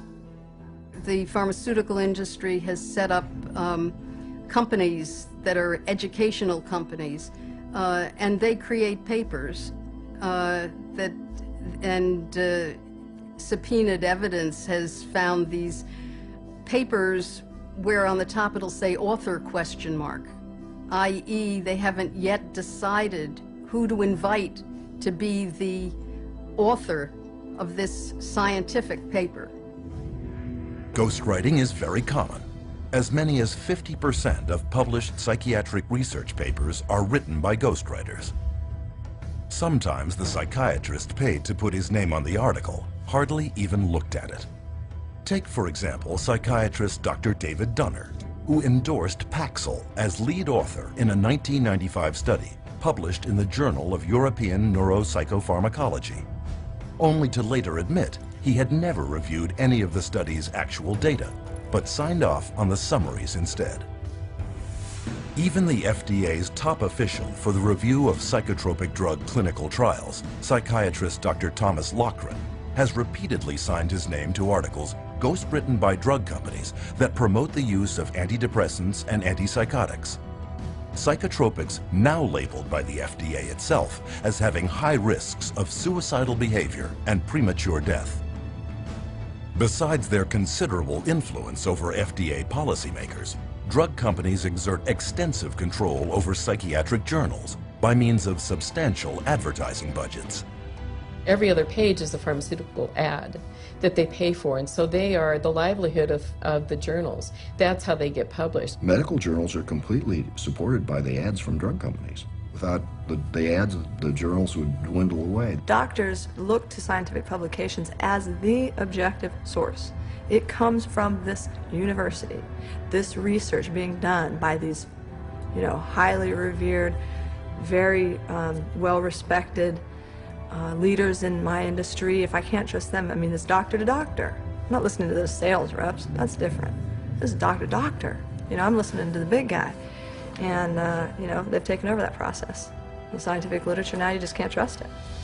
Today, between 2/3 and 3/4 of all clinical trials published in major journals are funded by drug companies. And to influence prescribers even more effectively, drug companies will give as much as $1 million to journals for reprints of favorable trials they can later use as objective-looking marketing tools. But the pharmaceutical funding of psychiatry goes beyond even this. Until years of pressure finally forced a recent promise to change, the APA's national conference was largely underwritten by drug companies, as were its government lobbying efforts. But old habits die hard. At a recent APA convention, the drug companies were there, handing out food and giving psychiatrists promotional lectures called product theaters. And they get the vast majority of their funding for their associations, for their meetings, for everything from the pharmaceutical industry. So promoting pharmaceuticals is basically the only options that they have. With psychiatrists already enthusiastically spreading the pharmaceutical gospel to the rest of the medical field, drug companies also attack prescribing physicians on another flank, using armies of drug company sales representatives. We always did a full frontal assault. So we always came in, our product's the best. Our product's the best, our product's the best. Are you gonna write it? Are you gonna write it? Are you gonna write scripts? This was kind of our mentality. My job and my pay was based solely on my ability to push drugs through my territory. So if I wasn't moving enough prescriptions, if I wasn't moving enough pills through my territory, I was at risk of being fired, and on a lesser level, I wasn't making the bonus money. The bottom line for you was it was a business, you got paid, and you had to get as many prescriptions as you needed that doctor to write, and you did it however you could. One way to get people onto psychotropic drugs is through free samples. These are not provided by psychotropic drug makers out of a sense of charity. They are intended to get the patient onto a drug regimen he cannot get off of. Samples sitting on a shelf encourages a doctor to give that drug away and then to write an accompanying prescription for that, which will be later filled at the pharmacy. And that's what doctors wanted, to be able to not only have the samples, but give them to their friends, their family, lots to the patients, because they know if they gave the samples, you had a higher incidence of being able to prescribe, the doctors would prescribe your product. You're getting the physician comfortable with the drug, and you're getting the consumer comfortable with the drug. So let's say when the trial's over and the free drug's gone for the trial, what's the doctor going to do? Is he going to write a prescription of another product? Not if the patient's doing fine. You never want to rock the boat. The industry and the companies fully understand that if you can get those drug samples into a doctor's hand, you're going to be able to get prescriptions out of that doctor. They're actually a very effective marketing tool, and there's quite a large percentage of the marketing budget that goes into the distribution of samples. In 2003, pharmaceutical sales reps handed out $16.4 million worth of free samples. And to sell them even more easily, sales reps have another hidden weapon: prescribing information bought from pharmacies by prescription tracking companies.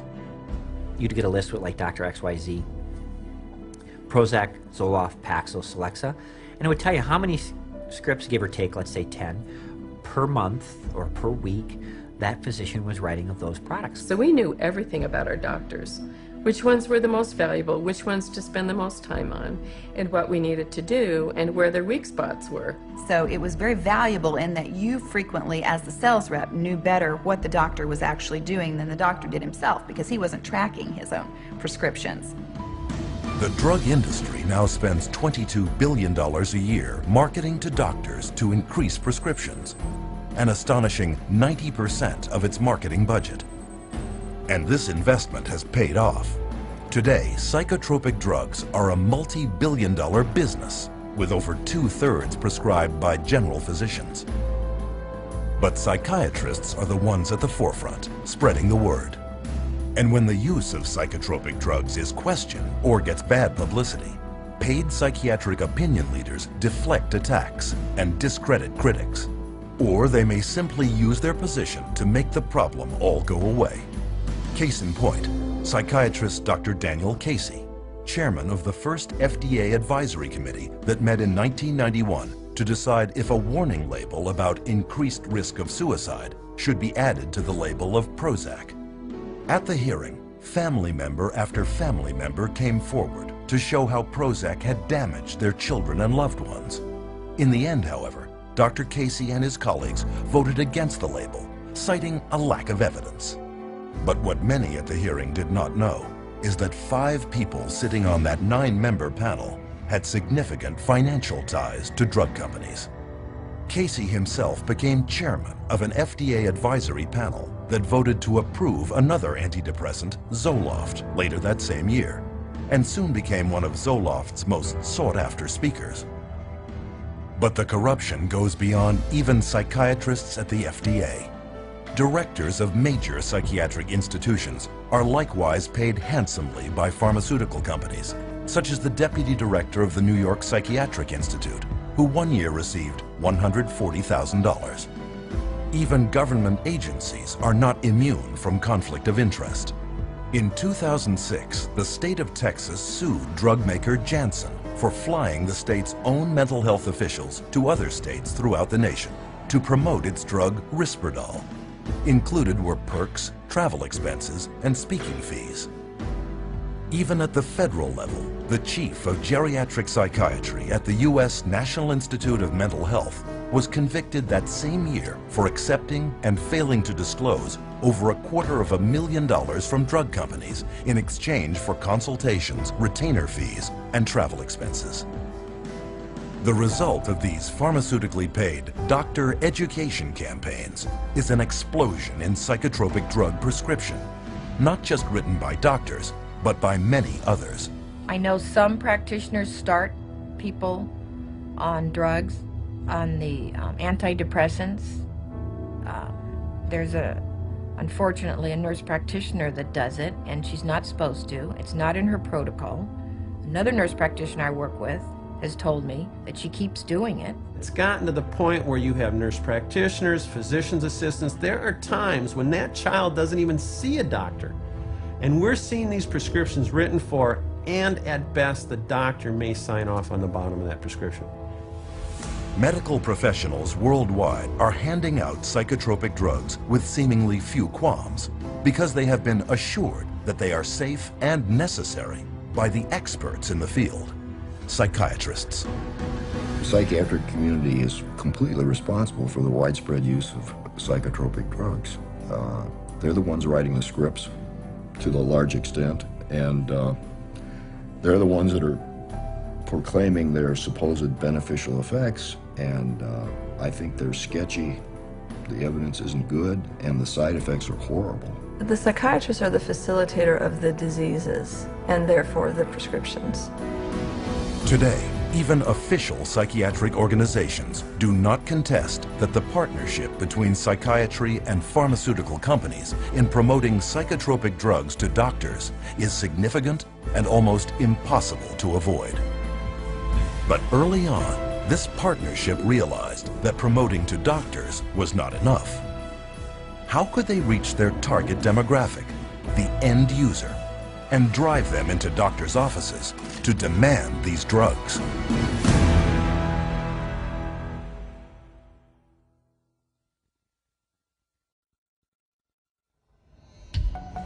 In the mid-1970s, Henry Gadsden, head of Merck, one of the world's largest drug corporations, told Fortune magazine that he wanted his company to be more like chewing gum maker Wrigley's and sell to everyone, even healthy people.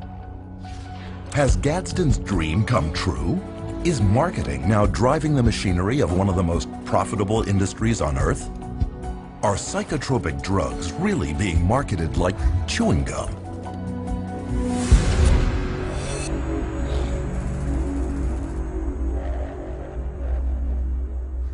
Psychotropic drugs are marketed on two fronts. The first is through sales campaigns aimed at doctors, psychiatrists, and other prescribers.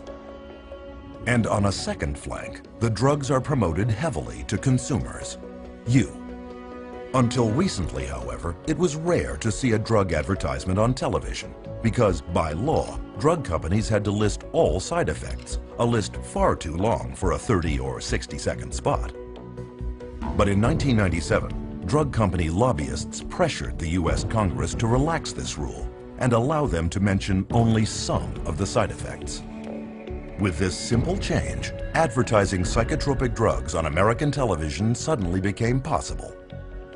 And this opened the floodgates to a torrent of advertising, which soared from $595 million a year in 1996 to $4.7 billion today, an increase of almost 700%. The directed consumer advertising on television, they don't give that message that in order to be healthy, you need to be off drugs. They don't give you that message. They give you the message that, oh, you have a problem, you have an issue, here's the drug that'll fix you. And a lot of money is driving this message home. The average American television viewer now sees as many as 16 hours of drug advertising a year. The pharmaceutical industry reaches right into our living room on a daily basis and tries to convince us that we have this problem that they can solve with a pill. That's dangerous. If you watch any primetime TV, if you watch any primetime news, you're going to get multiple advertisements for whatever the current med is of choice. On television, there are ads now that say, you have got this condition and you're feeling miserable. Ask your doctor to give you this pill. Take this pill, it's over the counter. We're being taught, our society really pushes the idea of quick, simple answers. Ask your doctor if Abilify is right for you. Ask your doctor about Cymbalta. Talk to your doctor about Zoloft. Ask your doctor about Prestige. Ask your doctor if it's Talk to your doctor. Talk to your doctor about the risks and benefits of adding Abilify. If you can convince somebody that they've got a medical or biological problem, that the only thing that solves it is a pill, it stands to reason you're going to sell more pills. To see how effective this Ask Your Doctor marketing strategy is, one study sponsored by the National Institute of Mental Health in 2005 sent trained actors into doctors and psychiatrists' offices, claiming to be depressed and asking for a specific antidepressant. 50% of them received a prescription for the very drug they requested. And even if the actor did not ask for any psychotropic drug at all, he was given a prescription a third of the time. The doctors feel tremendously pressured to please the patient, to prescribe what the patient is asking for. Nobody likes being labeled as the doc who didn't do anything for me. The doctor is a businessman, and he knows that if he doesn't fulfill that patient's request, there's a probability that that patient will go elsewhere because he'll find somebody that's willing to prescribe that drug. It should be the doctor's choice. It should be the doctor's evaluation driving the use of any medication. It shouldn't be giving a patient the opportunity to see something on TV and come in and ask for it by name, because doctors then are immediately put in a situation where they feel pressured to pull out the prescription pad, whereas they should have come to that conclusion based on their actual clinical data. But getting the patient to walk in and demand psychotropic drugs for non-existent diseases has taken that power out of doctors' hands. And this has been done through psychiatric drug marketing campaigns that fill the coffers of media outlets. Drug advertising on television, for example, accounts for 55% of the pharmaceutical industry's direct-to-consumer advertising budget. And estimates show that if this television advertising were ever banned, prescription sales in the United States alone would plummet by $10 billion. Magazines and other print media also depend on pharmaceutical companies for much of their advertising dollars, over $1.8 billion a year. But is this a good thing? Do such massive amounts of ad revenue taint what we see in the media? You know, obviously the advertising pays for the television programs. So the real money is in the advertising, not in the television program. So that's where the money is. I don't know of too many magazines that want to run huge advertisements blasting the drug companies that are paying for the magazine on the next page. They're going to take a lot of heat and people are going to pull their ads if they start doing that. So again, you have a huge conflict of interest at play with the mass media. This partnership between the pharmaceutical industry and the media also extends to public service announcements promoting psychiatric disease. Americans living with schizophrenia. Kids with ADHD or sometimes you have postpartum depression. Still dealing with depression? It could be your time for change. Psychiatrists are featured promoting drugs in video news releases, which look just like TV news reports, but are in reality drug company produced marketing spots. On news interviews, the experts furnished come from approved drug company speakers bureaus, and these psychiatrists rarely disclose their financial ties. As a result, mental health care segments in the media rarely deviate from the psychiatric party line. Psychotropic drugs are mentioned in movies and television, such as Prozac on the TV series The Sopranos, and Zoloft, a product placement in the film The Sixth Sense. This mountain of marketing is not confined to broadcast media only. Print, too, is inundated with drug propaganda, masquerading as news and information. All you have to do is look at any accepted magazine in America today, whether it be on even a women's journal or a men's journal. There's always some type of pharmaceutical product that's being focused. And they've gone so far as to give away free samples. All you have to do is write in this coupon. And the psychiatric drug message has even infiltrated the taxpayer-supported public radio. For instance, psychiatrist Frederick Goodwin hosted a talk show for years where he championed the use of psychotropic drugs. As we'll be hearing today, Dr. Goodwin assured his listeners, modern treatments, mood stabilizers in particular, have been proven both safe and effective in bipolar children. What he did not say was that he would be paid $2,500 by pharmaceutical company GlaxoSmithKline to give a lecture that very night promoting their mood stabilizer drug, Lamictal. And there was more.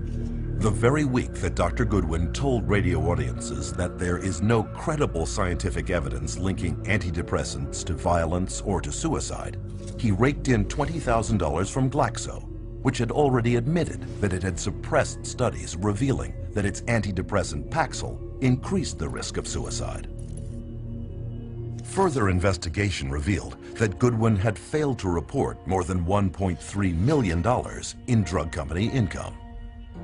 Might this level of conflict of interest be preventing the mainstream media from revealing the full truth about psychiatric drugs?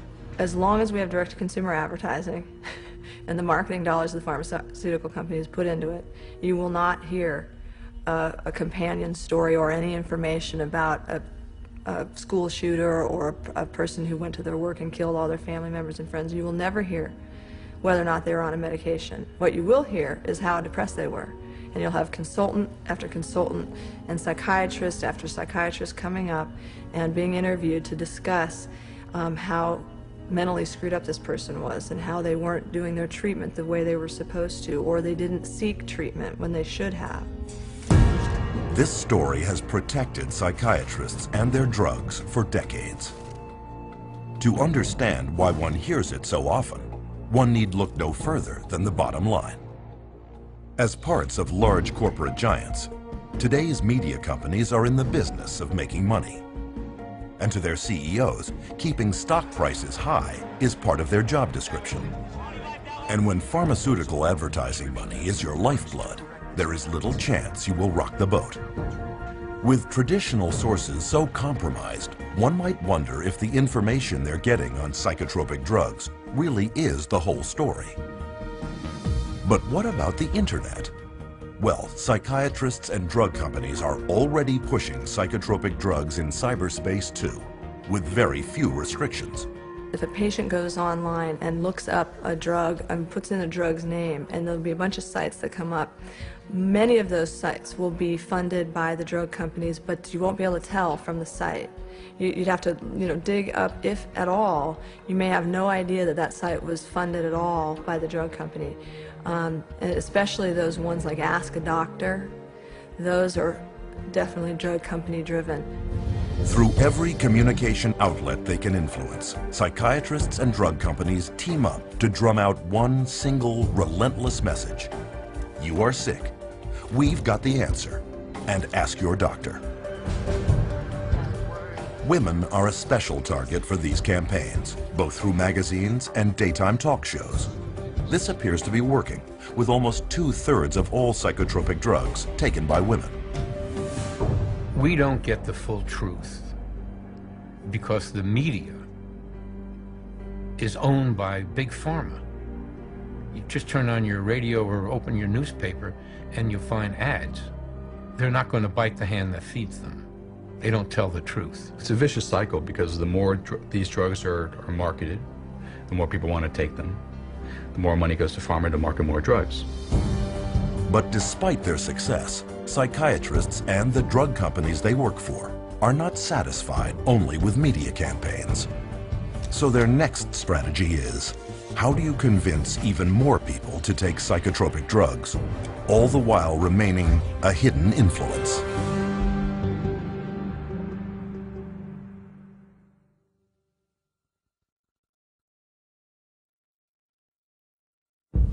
Billions are spent every year by drug companies to advertise their latest drug. These efforts are obvious. But are there hidden ways that psychiatrists and drug companies can get you to ask your doctor without your even knowing it?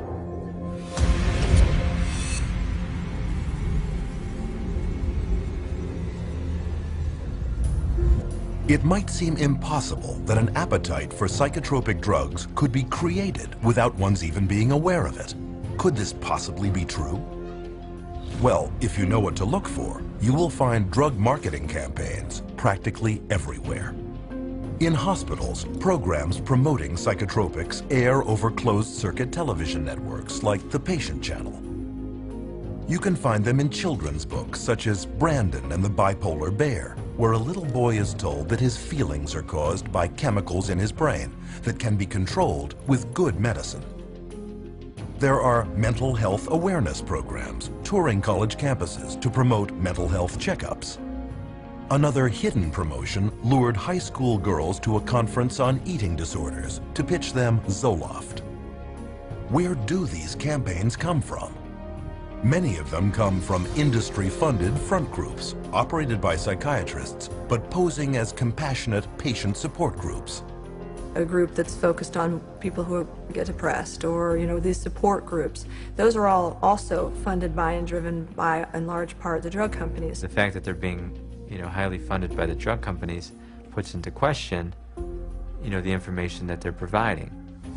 In fact, a recent global survey estimates that 2/3 of all patient advocacy groups depend on drug companies or device manufacturers for at least some of their income. Through media interviews, public service announcements, and promotional events, psychiatric front groups preach the message that at least 1/4 of everyone on Earth is mentally ill. You could be too, and there is nothing you can do about it short of taking psychotropics for the rest of your life. And of all the programs they use to get people onto these drugs, one of the most successful is the benevolent-sounding mental health screening campaign. But it all begins with psychiatrists and their very broad DSM-based screening questionnaires that cover common life situations such as sadness, nervousness, and occasional loneliness. Because the symptoms are so subjective and the way they decide to describe it, everybody's got depression. So then they started targeting the kids and doing this at schools, and they implemented it through the school process. Coming to the schools and having depression screening days. People would come in and they'd fill out these questionnaires and, oh yeah, you've got it. Brought in quite a few new customers. But with statistics proving that more than 1/4 of those screened at thousands of screening sites later start taking antidepressants, it's hard to see screening as anything other than a spectacular marketing opportunity. One such front group, Screening for Mental Health Incorporated, sponsors national campaigns such as National Depression Screening Day, which uses simple quizzes to screen people for mental illness. But what is not revealed is that Screening for Mental Health has taken in a total of almost $5 million from at least 7 different drug companies, all makers of psychotropic drugs given to children. Of all demographics, these mental health screening companies especially target teenagers.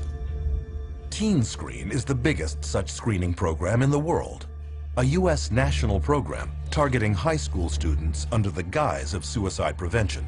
Teen Screen was developed by Dr. David Schaffer, a psychiatrist with heavy ties to the drug industry. Teen Screen is a series of questions that take about 10 minutes for kids to answer. It's targeted at high school kids. On the Teen Screen case, it asks, do you sometimes feel like other people have an easier life, or, do sometimes you feel bad about yourself and other times you feel good about yourself? Well, given where you are in that particular day and what's happened, you're going to answer that differently. Once this test comes back that the child answered it based on how his emotions were at that very moment, that information gets passed back to the school, possibly the guidance counselor, adjustment counselor, or the school counselor herself, and that child is then referred on to mental health agency. And studies now show that once in front of a psychiatrist, 9 out of 10 children are prescribed a psychotropic drug. Using alarming language and misleading statistics, Teen Screen attempts to frighten parents, fearful that their child may be suicidal. But a closer look reveals that this is not a suicide prevention program at all, but a drug marketing campaign. And this marketing and its wide diagnostic net creates a huge rate of what are known as false positives.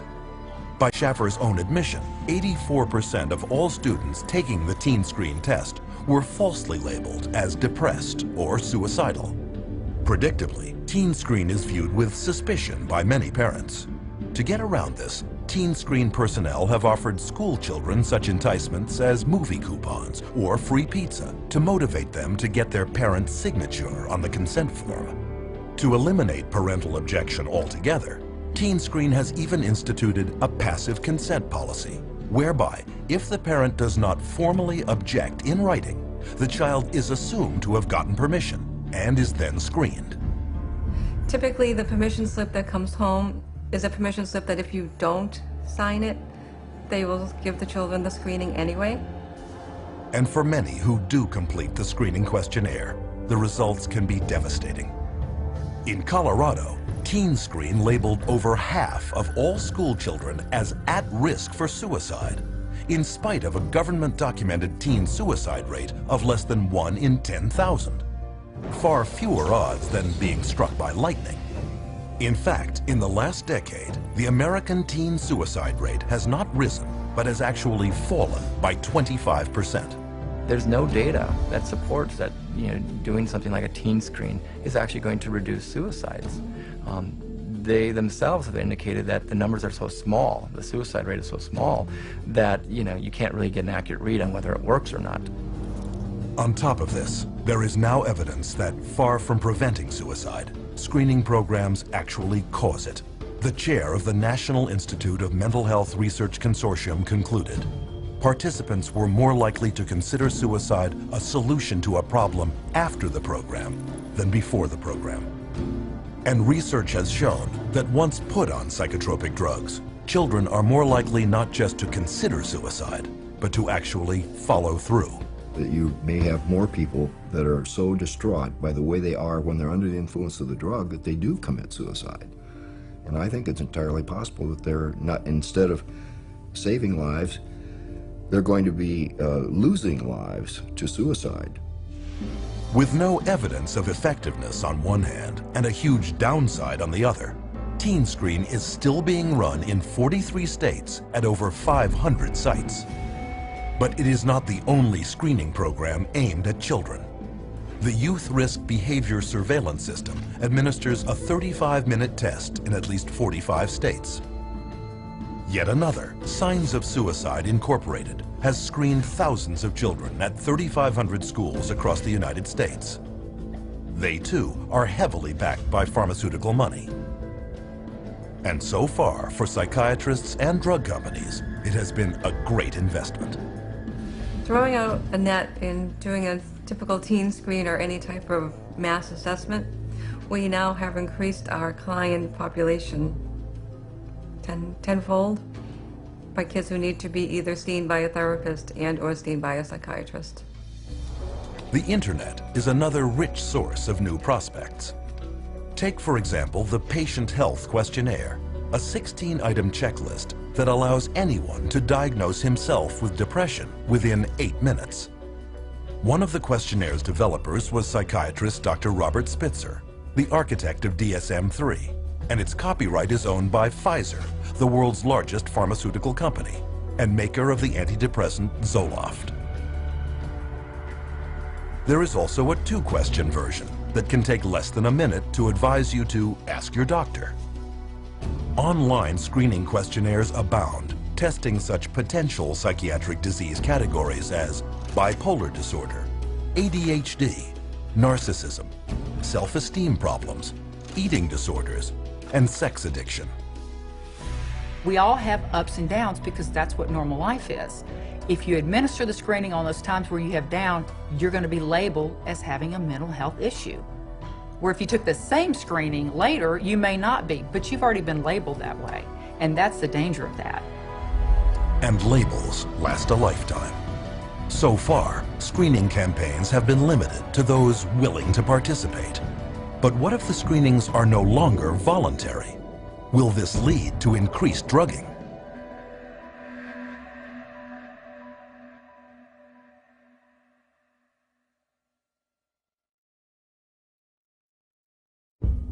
Psychiatrists insist that a mental health screening would be beneficial for everyone. But is this true? And what are the risks?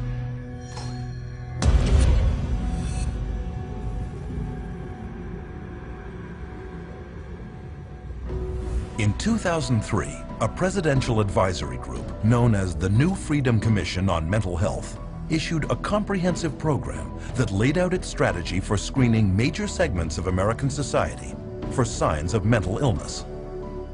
Some of their goals included programs creating early detection of mental illness, enlarging the role of schools in diagnosing and treating mental problems, and expanding the use of mental health screening beyond the psychiatrist's couch and into the offices of primary care physicians.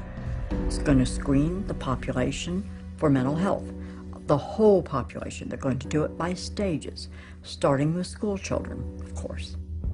So far, mandatory mental health screening is not yet a reality, except for a few small segments of society. One of them consists of the most powerless and disenfranchised of them all, foster children. A child goes into foster care, they label the child with some kind of a psychological problem. The child is immediately sent to therapy. Well, the therapist will say, well, I believe the child needs to be on something. So they recommend that the child see a psychiatrist to have the drug administered. Out of the 60, 65 families that I see, I mean, easily 90% of the kids they have the mental health diagnosis to begin with. If they get it from a psychiatrist, it almost always comes with meds. And I think that we see identified as at-risk kids in the community, and we see some of the most intense situations. And a lot of them are on 4 or 5 different meds. I've seen children that the day they're taken out of their parents' custody and placed into state custody, actually seem happy, healthy, vibrant, energetic. And then, 2 months later, after they've begun taking these medications, they are very slow. They are zombie-like, is the best way to describe it. Today, all children entering Texas's foster care system receive mental health screening. The result? 60% of the state's foster child population is diagnosed and put on at least one psychotropic drug, including some children as young as 3 years old. And it is worse in other states. In Massachusetts, for example, 2/3 of children in state care are being treated for mental illness. Nationally, foster children are being drugged at over triple the rate of children in the general population, such as in the case of 7-year-old foster child Gabriel Myers, on 2 powerful psychotropic drugs, one carrying an FDA warning for causing suicidal thoughts in children when he hanged himself with a shower hose. Another market segment is active duty soldiers who are routinely screened at military clinics, labeled with a mental disorder, and given powerful and potentially violence-inducing drugs. Iraq wasn't like Vietnam. There weren't illegal drugs everywhere. But there were drugs everywhere because, every guy on post, they knew all they needed to do was go down and see the combat stress unit, the shrink, and he was the drug dealer on post for us. Almost everybody that saw the body or experienced the event were put on some sort of psychotropic medication. Some bases where my friends were at, my fellow veterans were at, everyone, the whole platoon was on drugs. I would say about 75% of active duty military is addicted to some type of psychotropic drug. You can walk around a military barracks and you ask someone for some Prozac, and somebody's got some Prozac or some Xanax or some Zoloft. I've got friends who were in the Army with me who are now dependent on Zoloft and psychotropic drugs just because they got used to it in Iraq and they didn't ever want to get off it, and now they're dependent on it and addicted to it. We have huge numbers of military people on antidepressants, and instead of the suicide rate going down, which you'd expect if the drugs were effective, the suicide rate is going up. This last January, we had more soldiers commit suicide than we had die in combat. And what's not being brought out much yet is the fact that the large majority of these soldiers were on these drugs. We're drugging the military at a rate we've never, ever seen before. And this is just the beginning. Military mental health screening programs are planned for 43 clinics in 15 bases throughout the United States, Germany, and Italy. Studies reveal that as many as 12% of those serving in Iraq and 17% in Afghanistan are on some type of antidepressant or sleeping pill. A total of 20,000 service members. But this number pales in comparison to the number of pregnant or postnatal women that could be drugged should mandatory psychiatric screening laws for them come to pass. And when a woman is pregnant, right during the pregnancy, specifically right afterwards, her hormones are changing and sometimes raging. And to screen them and call it mental illness, if they have any type of emotional issues in any way, shape, or form, is utterly ludicrous. Even without laws mandating it, expectant mothers may be screened for mental illness and not even know it. Here are some women interviewed coming out of their doctor's offices. Have you ever been screened for mental illness? I have not been screened for mental illness. No, I've never been screened for any mental illness. I don't remember any pre-screening. I have not been. No. No? Have you ever been screened for any mental illness?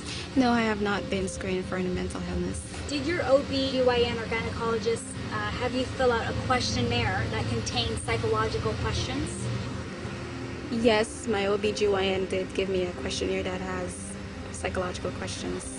I've never been screened for mental illness. Yes, I would say the first time I went to see my OBGYN, I did fill out questionnaires about even family medical history, my mental state. I've not been screened for any mental illness or depression.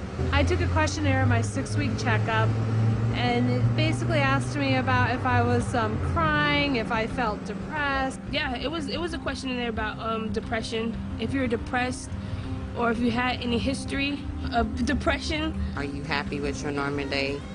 Are you happy about being pregnant? Or have you ever hurt yourself? Or are you happy? If I feel like hurting someone, if I was angry. Do mental illness run in your family? You know, it was very noticeable to me after the pregnancy that they're actually fishing for the postpartum depression. When I was pregnant with my daughter, before I had her, I had to take postpartum depression medicine from my 7th month on to my 9th month. And where is this screening leading? To programs like a little-known drugging scheme originally formulated in Texas in 1995 called the Texas Medication Algorithm Project, or TMAP. TMAP is a program that was originated starting in the 90s, a collaborative group of doctors from University of Texas and the Texas Department of Mental Health and Mental Retardation. And what it was supposed to do is come up with the best practice for treating mental illness. Using research funding from 11 different pharmaceutical companies, this panel, dominated by psychiatrists, created a step-by-step flowchart that requires the prescribing of only the latest and most expensive psychiatric drugs for patients with mental problems. And if one psychotropic didn't work, doctors were obligated to try another expensive one. And if none worked, the next step would be electric shock treatment. But those running TMAP were hiding a major conflict of interest. They didn't disclose that the researchers that were all involved in creating this, almost every single one of them had financial relationships with the pharmaceutical companies. But Texas isn't the only state with problems of corruption. Alan Jones was an investigator in the office of the Pennsylvania Inspector General. I learned that these monies were all coming in to the state to support and to promote a program called TMAP, the Texas Medication Algorithm Project. And so my concern was piqued very quickly that there was at least one state official who might be inappropriately receiving and dispersing monies from drug companies. They called it PenMap, but it was based entirely on the TMAP model. Also very quickly, I learned that there were other state employees who were serving on advisory boards financed through various pharmaceutical companies, and other state employees who were accepting honorariums personally, directly, from drug companies for speaking in their state capacities or official capacities. That's a felony in Pennsylvania. I saw there was a much bigger picture and attempted to surface that bigger picture and was consistently told to back off. I was told that drug companies write checks to politicians on both sides of the aisle. Back off. You will not expand this investigation into the drug companies. Continued to press the investigation, much of it on my own time at this point. I became increasingly alarmed that all of the drugs recommended by the TMAP program were exclusively the new patented atypical antipsychotics for schizophrenia and all of the brand new patented SSRI antidepressants. None of it added up. When it became obvious to me that my investigation was not going to be permitted to continue, and it became obvious to the Inspector General's office that I was not going to stop, I was removed from lead investigator on the case. They threatened me with loss of career, with loss of job, with loss of reputation, essentially. Despite the investigation resulting in the conviction of Pennsylvania's chief pharmacist, TMAP and offshoots like PenMap spread throughout the country, generating billions of dollars in drug sales. But the psychiatric gravy train comes at great public cost. In 2001, TMAP and its children's equivalent CMAP bankrupted the Texas Medicaid program and the state's mental health and prison systems. So, what do we see in the final picture? A government-run, taxpayer-funded mental health screening program wherein every person judged by psychiatrists to have a mental illness is given powerful, dangerous, and expensive psychotropic drugs. And if they don't work, electroshock treatment. They're going to start with school children on the New Freedom Initiative. Then they're going to move it to senior citizen nursing homes. Then they're going to move it to, of course, military.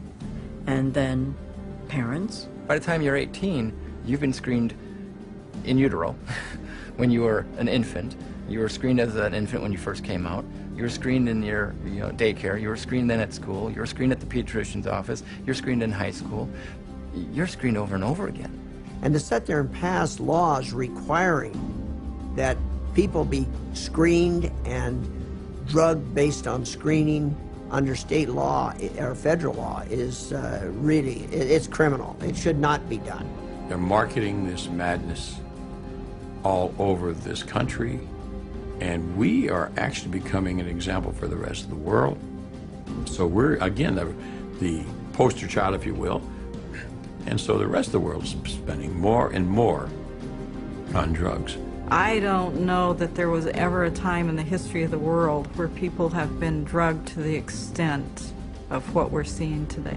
The reality is, if you look at the overall picture, I don't see these drugs helping us make a better society. We see it in the military, we see it in our children, we see it in the schools. These drugs are not working to make a better society. And with hidden mental illness marketing campaigns at full tilt, what happens to patients once diagnosed and delivered into the psychotropic drugging machine?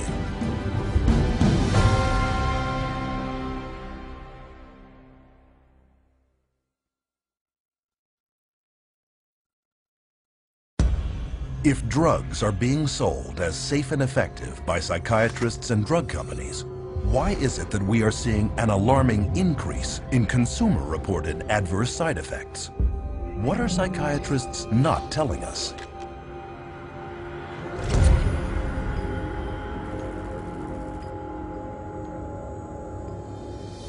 All drugs create biological changes in the human body. In mainstream medicine, those changes that are intended are called main effects. Those that aren't are called side effects. No drug is without effects, side or otherwise. But with psychiatric drugs targeting delicate brain processes, all effects, even main effects, can be hazardous, unpredictable, and sometimes irreversible. All these medications that are apparently supposed to act as a magic pill, they're finding all of them have side effects that, could put the patient in harm's way just as well as it could help them. So, just what are these drugs doing, and how do they work?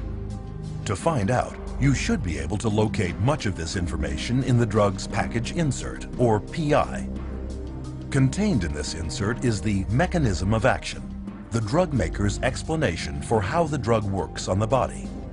Take, for example, antibiotics, drugs used for over 50 years as a cure for infectious diseases such as tetanus, tuberculosis, and strep throat. Its mechanism of action is well known. Antibiotics prevent the cellular activity of bacteria, thus inhibiting its growth or killing it altogether. But with psychotropics, drug makers say on their own package insert that their mechanism of action is unknown. Most of the medications that are given to clients, whether they're SSRI medications or they're antipsychotics, a lot of the pharmacology of these medications, they don't even know how they work in the first place. But it has been noted that there is one primary side effect of psychotropics that is common to all. Most medication and psychotropic medication, I've noticed, tends to flatten the things, so that while you're decreasing the depression, you're also decreasing the joy.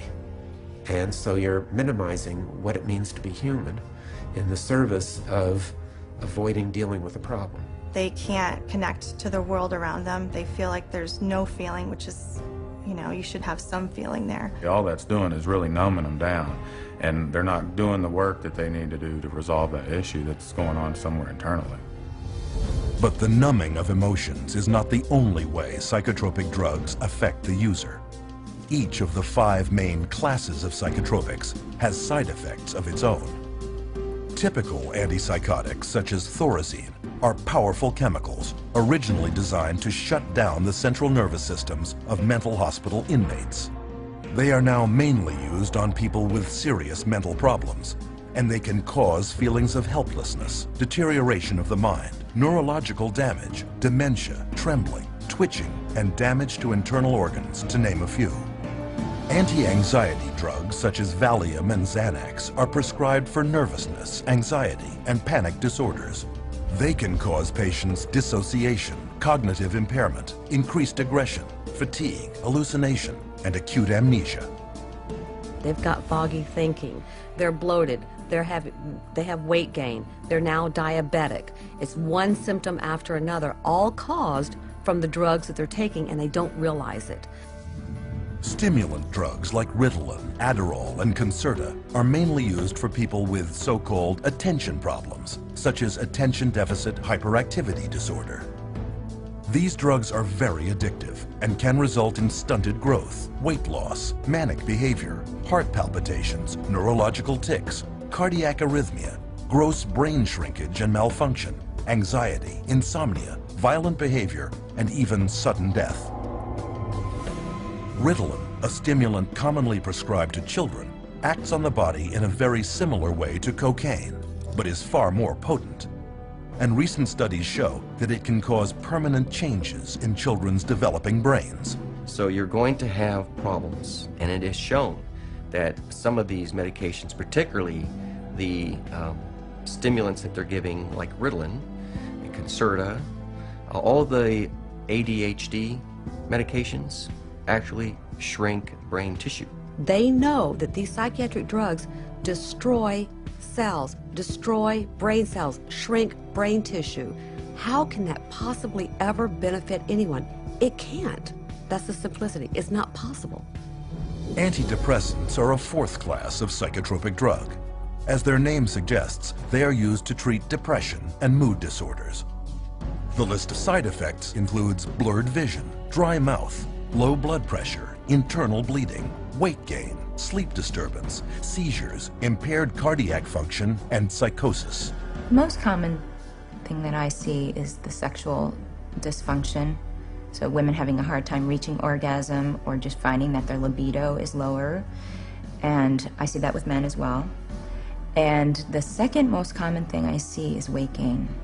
I have to say it is not terribly uncommon to see a 40-pound weight gain with antidepressants. One study found that Paxil, a leading antidepressant, increases the risk of breast cancer in women by 7 times. Perhaps riskiest of all is the drugging of pregnant or postnatal women with antidepressants for depression.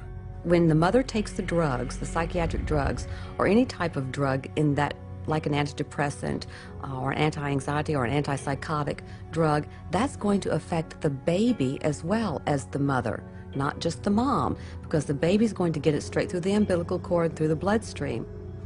The drugging of pregnant women has led to a 20 to 30% hazard of preterm birth, brain damage, and lower fetal age at delivery, and nearly triples the risk of severe birth defects. And the antidepressants have been shown to cause something called PPHN, which is a heart problem in newborns. And I think it's criminal to be giving medications to women knowing that their babies are going to be at risk. When mom takes Paxil, she can have a baby born with sometimes they have the limbs are missing. It's called limb reduction. Can have cleft lip. They can have serious heart defects, missing chambers, or the arteries in the wrong place. And also can be born with the organs growing outside of the body. And these are just a few of the many, many side effects of psychotropic drugs. Among the top 3 best-selling antidepressant drugs, called SSRIs, there are 1,817 possible side effects associated with Prozac, 2,194 with Zoloft, and 2,497 with Paxil. Interestingly, among these is the worsening of the exact same symptoms the drugs claim to address. They cause depression. They cause suicidal tendencies and ideologies. So they cause a lot of the very exact symptoms that they're supposed to be correcting. They're being treated for depression with a product that's going to create depression. They're treating for a psychosis with something that's actually going to create or has the potential of creating a psychosis. Atypical antipsychotics, one of the newest classes of psychotropic drugs, are used mainly on adults and children diagnosed with bipolar disorder. They are also known as mood stabilizers. Though launched with storied claims as miracle drugs with little or no side effects, atypical antipsychotics have recently been exposed as creating severe weight gain, diabetes, coronary heart disease, acutely irregular muscle movement, pancreatitis, and delirium. Though the new antipsychotics were originally approved only to treat schizophrenic adults, over a 7-year period, prescriptions for children jumped 5-fold to an estimated 2.5 million prescriptions. And this drugging is coming with serious consequences. You know, I've seen kids who have had significant weight gain on some of the antipsychotics, where they were pre-diabetic. You know, they've had, you know, changes in some of their cardiovascular functioning. So there are potentials to really damage the child's health. When you get drugs that you're giving to kids that we know cause extreme weight gain and attack the liver, attack the kidney, that have long-term results, these children that we're giving them today, this medication, we may be doing, you know, kidney dialysis for in 10, 15 years. And it is not only children that can be affected. It has been estimated that psychotropic drugs are to blame for over 16,000 traffic accidents every year in the United States. And this study only looked at drivers 65 and older. And what happens when these unwanted side effects surface? Usually, the psychiatrist will prescribe yet another drug. It's called polypharmacy. It's just, you know, adding additional, you know, if the first drug doesn't work, you add a second drug. If you have an adverse side effect from a drug, then you add another drug to deal with the adverse side effect. And then let's say they start an antidepressant and now they can't sleep. So in order to counteract that, they'll be given a sleeping pill. Then a tolerance builds up. So they might now need another drug because they're now at a tolerance level of the first drug that it's no longer creating the, quote, expected or helpful result. It's not uncommon to see people 5, 6, 8, 9, you know, psychotropic drugs, and there's absolutely not a shred of research that supports that these drugs can be used safely and effectively in combination. Consider tardive dyskinesia, a movement disorder entirely caused by psychotropic drugs. For 20 years, beginning in the 50s, psychiatrists failed to inform patients about the link between tardive dyskinesia and antipsychotics, such as Thorazine and Haldol. By the time psychiatrists admitted the truth about their pills, thousands had been permanently crippled. Even today, tardive dyskinesia has developed in 73,000 older adults, and drug-induced Parkinsonism has appeared in 61,000 more. But this class of psychotropics is far from the exception. Reports are now surfacing that today's atypical antipsychotics and antidepressants, such as Zoloft, are causing widespread tardive dyskinesia, sometimes within months of first use. But psychiatrists and drug companies continue to dispute this damning new evidence and go on prescribing these drugs, even to children.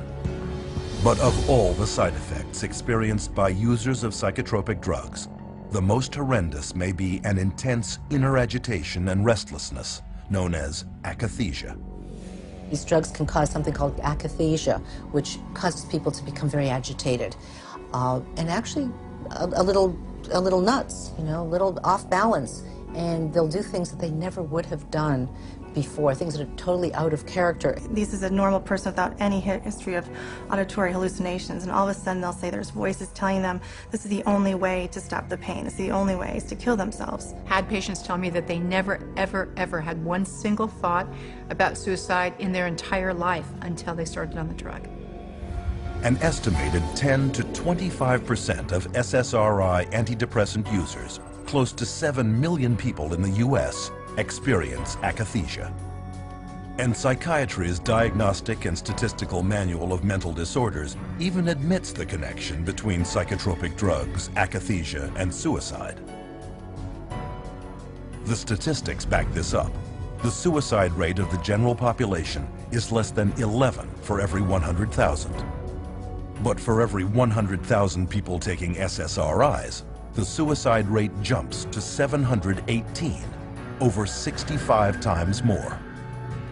And yet, we are told daily by psychiatrists and drug companies that psychotropic drugs actually prevent suicide. So, what are we to believe? One can start with the drug company's own warning letters to doctors, or unpublished data for the antidepressant Effexor, or an analysis of Prozac using the FDA's own statistics, or even a British House of Commons report on Zyprexa. Of course, not everyone commits suicide, but the huge volume of other side effects can be horrendous. The medication that the psychiatrist prescribed me made me feel awful. Constant headaches, constant nausea, wanting my skin to turn inside out, just feeling like bugs were crawling all over me all the time. It made me feel like all slow and like sluggish and stuff. Like, and when somebody would ask me something, it would kind of like take a minute, like, what? These drugs have affected my heart. They have affected my liver. Weight gain one time, hit like 40 pounds. These thoughts come over me like I wanted to kill I wanted to really hurt somebody. It just sucks all the life out of you. So you're like a body, like a machine. I didn't want to live. I didn't have the desire to live. I felt miserable. You just can't live, you know, you'd just rather die. Because there's no living when you're hallucinating every day. I actually tried to commit suicide with my psych meds. At some point when you realize that you are really just existing, you're not living, at some point you realize you need to take the risk to get off. But what about those who say psychotropic drugs really did make them feel better? That for them, these are life-saving medications whose benefits exceed their risks. Are psychotropics actually safe and effective for them? So what ends up happening is that someone feels good for a while, and then very often they have to have their dose increased, and then they feel good for a while, and then they might have to have it increased again, or maybe they'll switch agents. So it's that kind of a story if you're not actually getting to the root of what's going on. I think the research is pretty clear that then often starts to change, and you start to have a supersensitivity to being depressed, in which case then they become more depressed, and then they're chronically depressed. And there is ample evidence that if the short-term side effects of psychotropics don't get you, the long-term effects will. Psychiatric drugs are toxic to the body.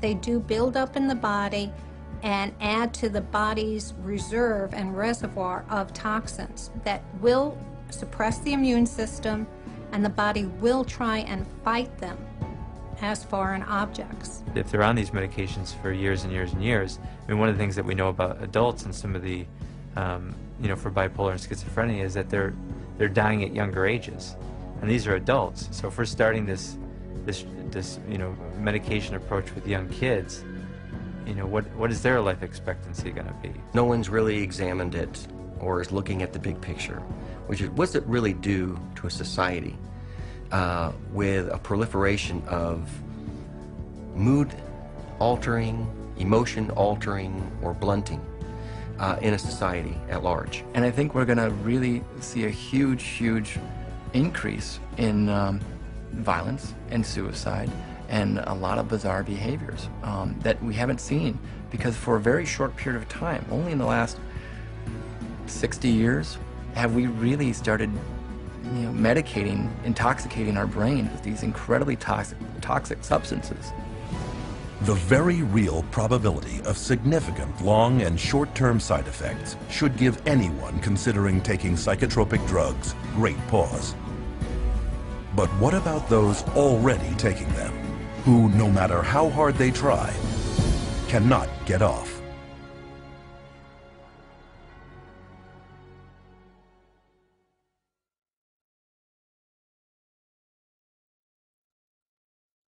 Psychotropic drugs have long been noted for having a multitude of physical and emotional side effects that many simply cannot live with. But if side effects from psychotropics are so bad, why do some people continue to take them?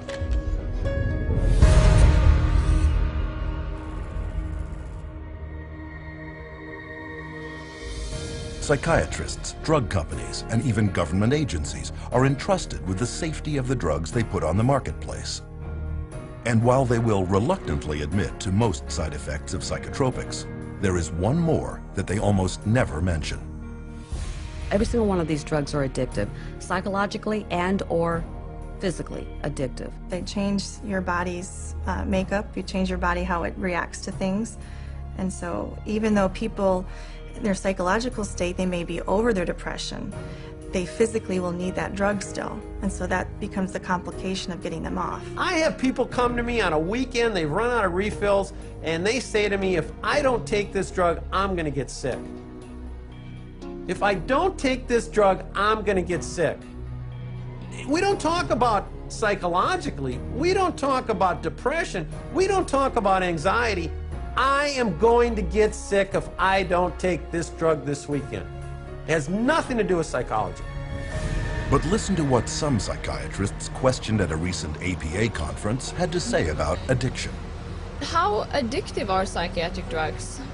They aren't. Only benzodiazepines. They're not addictive at all. Antidepressants are not generally considered addictive. SSRIs are not addictive. Antipsychotics, they don't cause addiction. Major tranquilizers are all safe as far as addiction is concerned. The drugs that most of us are using in neuropsychiatry are not addictive at all. So who's right? To find out, we need look no further than former patients with first-hand experience. The psychologists and psychiatrists, I went to both. They never told me that they would be addictive. They would cause me to have these thoughts. For sure, the psychiatric drugs I was on was addicting. Within six months to 9 months, I was hooked. Boy, Xanax had a hold of me. I mean, I was going through a bottle of pills every 3 or 4 days. I lost my job over it. Over a prescription drug that's not supposed to be addictive, lost my job. The reality is that it is addicting. It will wreck a person's life. This conflict on addiction all comes down to a definition of words. Most people think of addiction as an uncontrollable psychological or physical need for a certain substance. But not psychiatrists. They define addiction as the craving of a higher and higher dose of the same drug, while the uncontrollable need to keep taking a drug is categorized only as dependence. This is why psychiatrists will not admit that their drugs are addictive. In their definition, a very small percentage of people become addicted. The reality is a large percentage of people can't get off these drugs, and they call that dependence. It's all a matter of how they term it. And when you look at addiction, it could be that their tolerance increases and their needs and wants to use the medications increase, or it could be they simply, once they start on the medication, they're not able to come off of it without help. They try to, and as soon as they try to come off the medications, they start to have symptoms that are unwanted and obviously keep them wanting to take the medications again. When you explain to them how addictive it is, they are surprised because they're like, well, it's a prescription. So I do believe that a lot of people don't really know how harmful these meds are. They don't view them as dangerous as some of the street drugs. But many psychotropics have become street drugs, especially the class of drugs given to children diagnosed as having inattention or hyperactivity. Stimulants such as Ritalin, Adderall, and Concerta are so habit-forming that they are listed by the U.S. Drug Enforcement Administration as Schedule II drugs, highly addictive substances on the same list as morphine and cocaine. Biochemistry and pharmacology of Ritalin is exactly the same as that of cocaine, except for the speed of onset. The similarity between Ritalin and cocaine becomes obvious when considering the major problem of stimulant abuse in our schools, where tablets of Ritalin and its chemical cousin Adderall are taken recreationally by kids in schoolyards. Some of my friends took Ritalin and Adderall just to get high, like that I've known throughout the years. Kids will chop that stuff up with a razor blade. It's pure, man. Pure drug, you know, that's why kids like it. They'd chop it up with a razor blade and snort it. My cousin Sammy had this Ritalin and we would eat it and we'd be able to stay up all night and play video games. It was pupils would dilate. It was just outrageous. Matter of fact, in 8th grade, I got kicked out of school 3 days before it let out for selling Ritalin and actually snorting lines in the back of the classroom. So yes, sir, it definitely caused me some problems there, and I definitely had people buying them from me. Yes. This is no small problem. In 2006, researchers discovered that more than 7 million Americans had misused stimulants, with 75,000 American teenagers and young adults becoming addicted every year.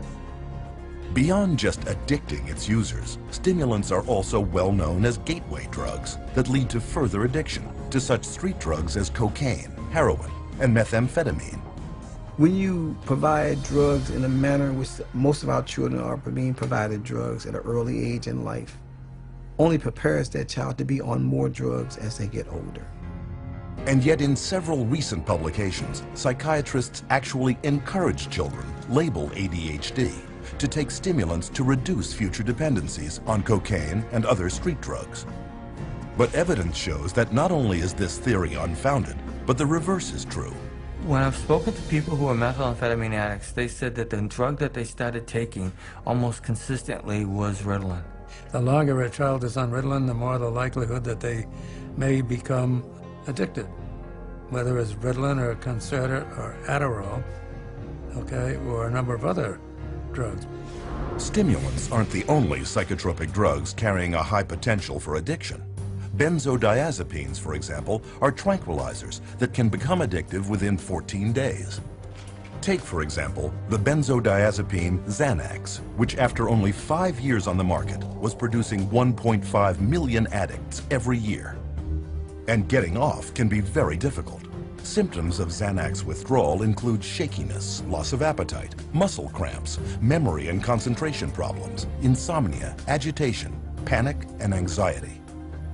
Some of the psych medicines, particularly the benzodiazepines, are some of the most addictive drugs there are in terms of the persistent withdrawal anxiety that these drugs cause. I have been in the position of having to withdraw a number of people from benzodiazepines that I didn't put on them, obviously.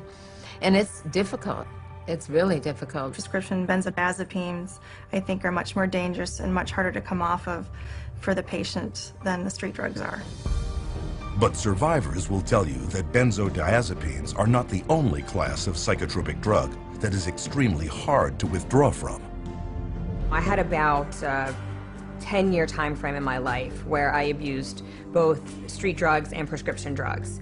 And the drugs that were the hardest to come off of, in my opinion, were the psychiatric medications. And I mean worse to come off of than a drug like heroin. Withdrawal symptoms from the psychiatric drugs just made my mind go crazy. I couldn't think. I couldn't form coherent thoughts whatsoever. I was racing. I had highs and lows, ups and downs, hot and cold sweats. I went through seizures. I was sweating with night sweats so bad I was wetting my bed just with sweat. I had tremors really bad. I mean, I joke that I looked like I had the end stages of Parkinson's disease, but you couldn't even hold me still when I was going through withdrawals. My legs would shake. I couldn't sleep. No one in the world should have to go through what I went through, in my opinion, and I wouldn't wish it on my worst enemy. Even newborns born to women taking psychotropics while pregnant can undergo withdrawal. These infants could experience irritability, hyperactivity, abnormal sleep patterns, vomiting, diarrhea, and failure to gain weight. But it is the amplification of certain side effects caused by withdrawal from psychotropics that can have a disastrous effect on the individual. Now the person stops taking the drug, and the effects of the withdrawal or the effects of stop taking the drug are increased and amplified symptoms like the depression or suicide ideas, or etc. They have tremendous mood swings. They invariably get violent. And they cannot control their emotions. You're very depressed, you're suicidal, you're hallucinating, you're psychotic, you're crazy, you're manic when you stop taking your medication. This is why improper withdrawal from SSRI antidepressants in particular has been shown to trigger mood swings and uncontrollable anger, which have been implicated in many recent killing sprees. In May 1998, for example, 15-year-old Kip Kinkle had just stopped taking Prozac when he shot and killed both his parents, then went on a shooting rampage at his Oregon high school, where he murdered 2 more and wounded 25. In November 2007, Pekka Erik Ovinen shot and killed 8 at his school north of Helsinki, Finland. Earlier that fall, he had either reduced or stopped using the antidepressant he was prescribed for social anxiety.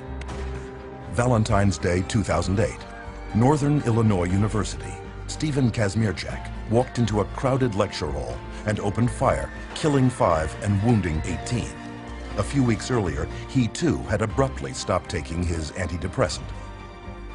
But rather than acknowledging that tragedies such as these are the result of withdrawal from highly addictive psychotropic drugs, the customary response of psychiatrists is to blame the lack of the drug for what they claim is the return of the mental illness. When a psychiatrist says that, well, the reason why they're feeling that way when they get off the drug is because, see, that shows you how bad they really need the drug.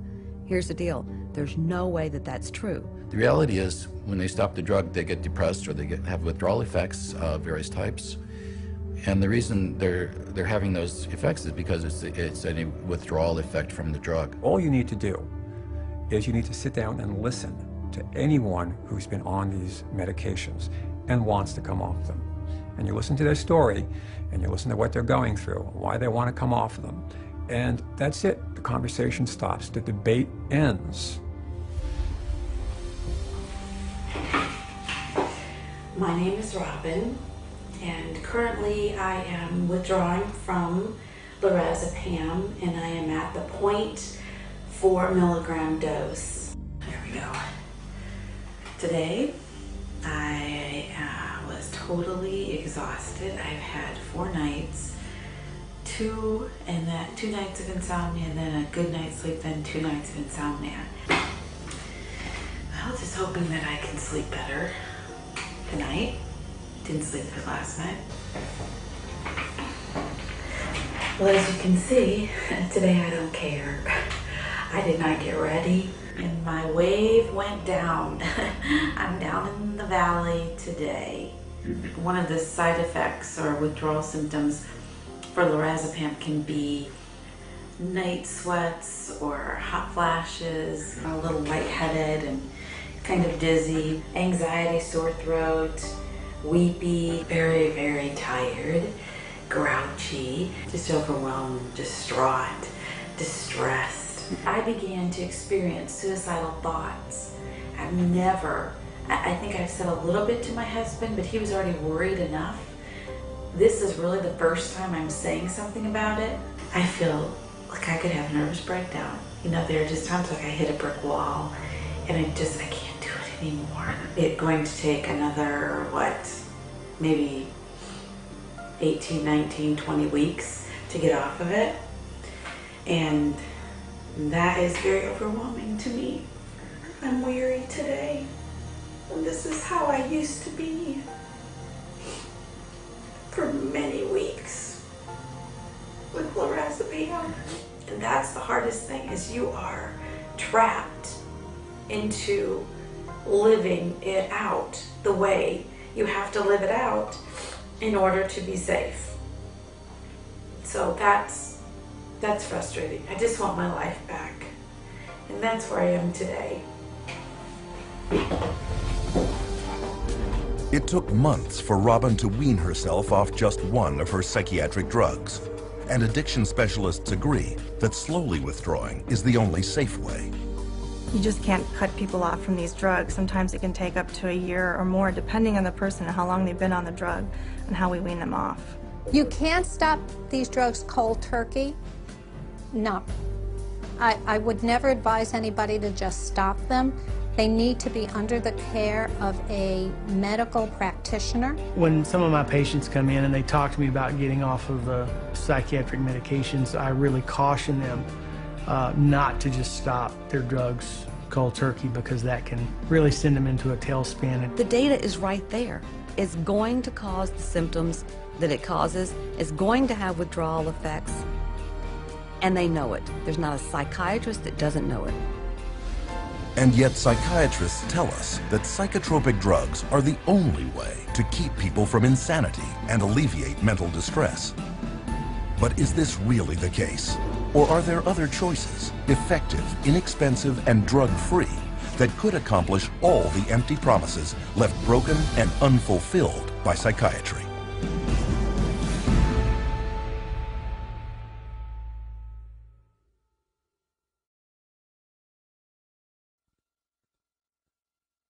After all that we have seen, should we believe psychiatrists when they claim that just around the corner is their next new breakthrough? And if psychiatry isn't working, where do we go from here?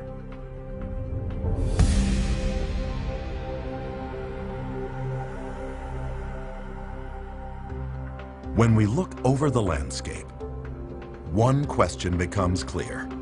How can anyone trust psychiatrists with their mental health? Even psychiatrists interviewed at a recent convention of the American Psychiatric Association readily admit they have no answers. What is the answer to mental illness? That's too broad of a question to answer. What's the answer to mental illness? I don't think there are any answers to mental illness. We still need a better answer than the one we have now for mental illness. I can't even understand the question. There's no real answer. You can't. These are like chronic problems. You can't just cure somebody. Since psychiatry has no answers, how do we care for those with very real and severe psychological problems? There are, in fact, many, many answers, but you will never hear about them from psychiatrists who prescribe psychotropic drugs. One solution was the Soteria Project, formed in 1971 by Dr. Lauren Mosher, then head schizophrenia researcher at the National Institute of Mental Health. Lauren Mosher developed this program, through NIMH to look at this, because they were starting to have in the research a debate about whether the medications were actually being helpful or whether they were actually causing some problems. They would create a community-based center where people diagnosed with schizophrenia could go.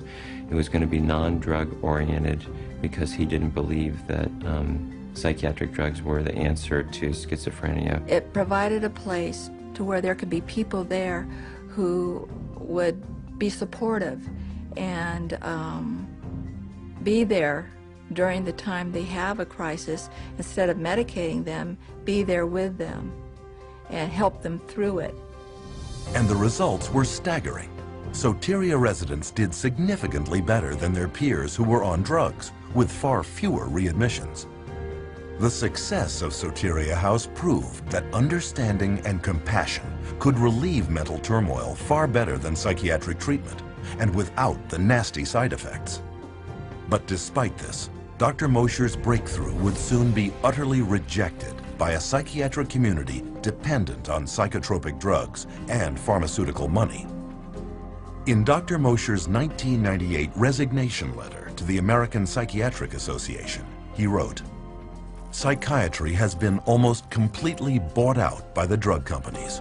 We condone and promote the widespread use and misuse of toxic chemicals that we know have serious long-term effects. Is psychiatry a hoax as practiced today? Unfortunately, the answer is mostly yes." When people ask me about why aren't there more places to get this type of treatment and why is biopsychiatry kind of taken over, if they were effective, why did they go away? And I really think that it goes back to the question of money. Between political pressure exerted by the psychiatric establishment and a lack of funding, refuges like Soteria are few and far between. But they can be found, and the truly troubled can and do recover. But what about common, everyday mental or emotional distresses, such as depression or mood swings? Without using psychiatry, how can we treat those? It's easier than one might think, since there is ample evidence that well over half of all psychiatric problems are actually caused by an underlying, undetected physical condition. I would say nearly 100% of the time when someone comes in wishing to get off of an antidepressant, I find some underlying issues that weren't addressed originally that may have contributed or else caused their mood disorder. And you start to look at all the different factors in their life, a lot of times you can find that there's multiple different reasons that someone's not feeling well. Viruses can cause depression. Digestive issues can cause depression and anxiety. Iron deficiency is very connected to depression. One of the effects of pesticide poisoning is depression. Little children, if they get a streptococcal infection, can become obsessive and compulsive. I've seen people with bipolar disorder, manic depression, who have food allergies. Pretty much any kind of psychiatric problem can be associated with a low thyroid state. A ton of difficulties that a person has that can manifest itself as a supposed mental illness, but you fix the hormone, you fix the gland, you fix the nutrition. Miraculously, you can also fix the quote-unquote mental illness. Why a psychiatrist cannot get to the root of a person's problem, that's the million-dollar question. I have absolutely no idea. They could. They learn it in school. They could just as easily run a blood test as I could run a blood test. They could run all the diagnostic tests I can. They study anatomy, physiology, pathophysiology. They just choose on their own to treat symptoms. What about others whose psychological problem is not due to an underlying physical problem? Divorcing parents, a change in babysitters, moving in the middle of a school year. Those can cause disruptions in the normal flow of sitting in a class and paying attention. Good things are seen as stressful as bad things. Buying a house can be as stressful as losing a house. Getting married can be as stressful as getting divorced. But it may be some situational anxiety, situational depression that would have resolved on its own years ago. And the patient's been on medicine for years. Well, it is ridiculous to think that normal depression or grief from normal life circumstances should be treated with medication. We didn't think this way before we had them, because people just took it for granted that life was difficult at times. It was stressful, painful, and, you know, difficult emotions, be they anger, pain, sadness, grief. All these things are normal reactions, and to cover that up with medication is really to turn your back on what makes us human beings, which is our emotions. Of course, serious mental problems do at times require the assistance of others. But because of the massive money power of pharmaceutical companies that keeps paid psychiatrists propped up in positions of influence over the public, the media, and the rest of the medical field, the only treatment you will ever hear of is psychotropic drugs. But there is one thing the consumer can do: insist on full and accurate informed consent. Informed consent boils down to the patient must be told about their diagnosis and what the risks and benefits and alternatives are to the treatment. Risks and benefits and alternatives to the treatment, risks, benefits, and alternatives to not treatment. So what are the key points of informed consent when it comes to psychotropic drugs? 1. Psychiatric disorders are not actual diseases requiring medical treatment. 2. There is no scientific proof that psychiatric drugs resolve or cure any mental problems. 3. Psychiatric drugs mask symptoms and come with severe short and long-term side effects. 4. Psychiatric drugs can cause dependency and addiction. 5. Most mental problems are caused by an underlying physical illness. 6. No matter how severe the emotional or psychological distress, there are many effective options that do not involve psychiatric drugs. Unfortunately, these points are rarely told to patients. I have over 2,000 clients, and I can honestly say 100% of them that have come to me, it has either been suggested that they take psychiatric drugs or they actually have taken them. And probably 70 to 80% have actually fallen into the trap and taken the psychiatric drugs because they didn't know what else to do. 50% of patients who are not treated for depression come out of it on their own without any therapy. Okay, that's never on an informed consent, but it is a fact. So, there's never a full informed consent. But the truth is coming out. 14 U.S. state laws now severely restrict the psychiatric labeling and drugging of children. And a 2004 federal law prohibits school personnel from forcing parents to medicate their sons or daughters with psychotropics. Meanwhile, the U.S. Food and Drug Administration has slapped their black box warning label on antidepressants for suicide in children and teenagers, and another warning on stimulants for heart attack, stroke, and sudden death in people of all ages. On another front, psychiatric survivors are now successfully pursuing legal remedies for the crippling effects of psychotropic drugs. Since 2005, there have been 50,000 individual product liability and personal injury lawsuits filed against drug companies for damage caused by psychotropic drugs, an average of 34 suits a day. Eli Lilly, accused of illegally marketing its antipsychotic Zyprexa, has paid out more than $2.5 billion in settlements to 34 states and 31,000 plaintiffs. In 2009, drug maker Pfizer agreed to forfeit over $2.3 billion, in part for colluding with a psychiatric front group to illegally market its antipsychotic, Geodon. Yet with yearly pharmaceutical revenues around $600 billion, drug companies treat judgments and penalties as just a cost of doing business. In fact, billions have been set aside in advance for just that purpose. The pharmaceutical industry has such a huge financial base that even hundreds of millions of dollars in fines is basically meaningless to them. Fines for some of these transgressions are like petty cash to the big companies. They're more concerned about the reputation that might be damaged by this. The main thing they do there is just try to hide the fact, and the quickest way to hide the fact is to quickly pay the fine and get out of town. And this opens the door to enterprising attorneys, but they have to be prepared. Lawyers need to understand that they do not receive adequate scientific training to conduct these cases by themselves. They need to gather together a team of experts who will help them to do these cases wisely and well. And then other people will begin to see the rates of success that we have had over the last 12 years, doing what I call science-intensive litigation. You have to go to the experts in the field and say, okay, you know, bring your expertise to bear, come to court, and tell people what you know. I have found that there's an overwhelming number of people that when they see the atrocities that have occurred with psychiatry and the way people have been treated, they are very willing to come over and testify against psychiatry and testify against techniques that are being used. The court system is just one area where people are speaking out. You too can help by sharing this documentary with coworkers, clients, patients, friends, and loved ones. In doing so, you will answer our final question. What can I do to protect our world from the scourge of psychiatry and psychotropic drugs? Get the facts at cchr.org.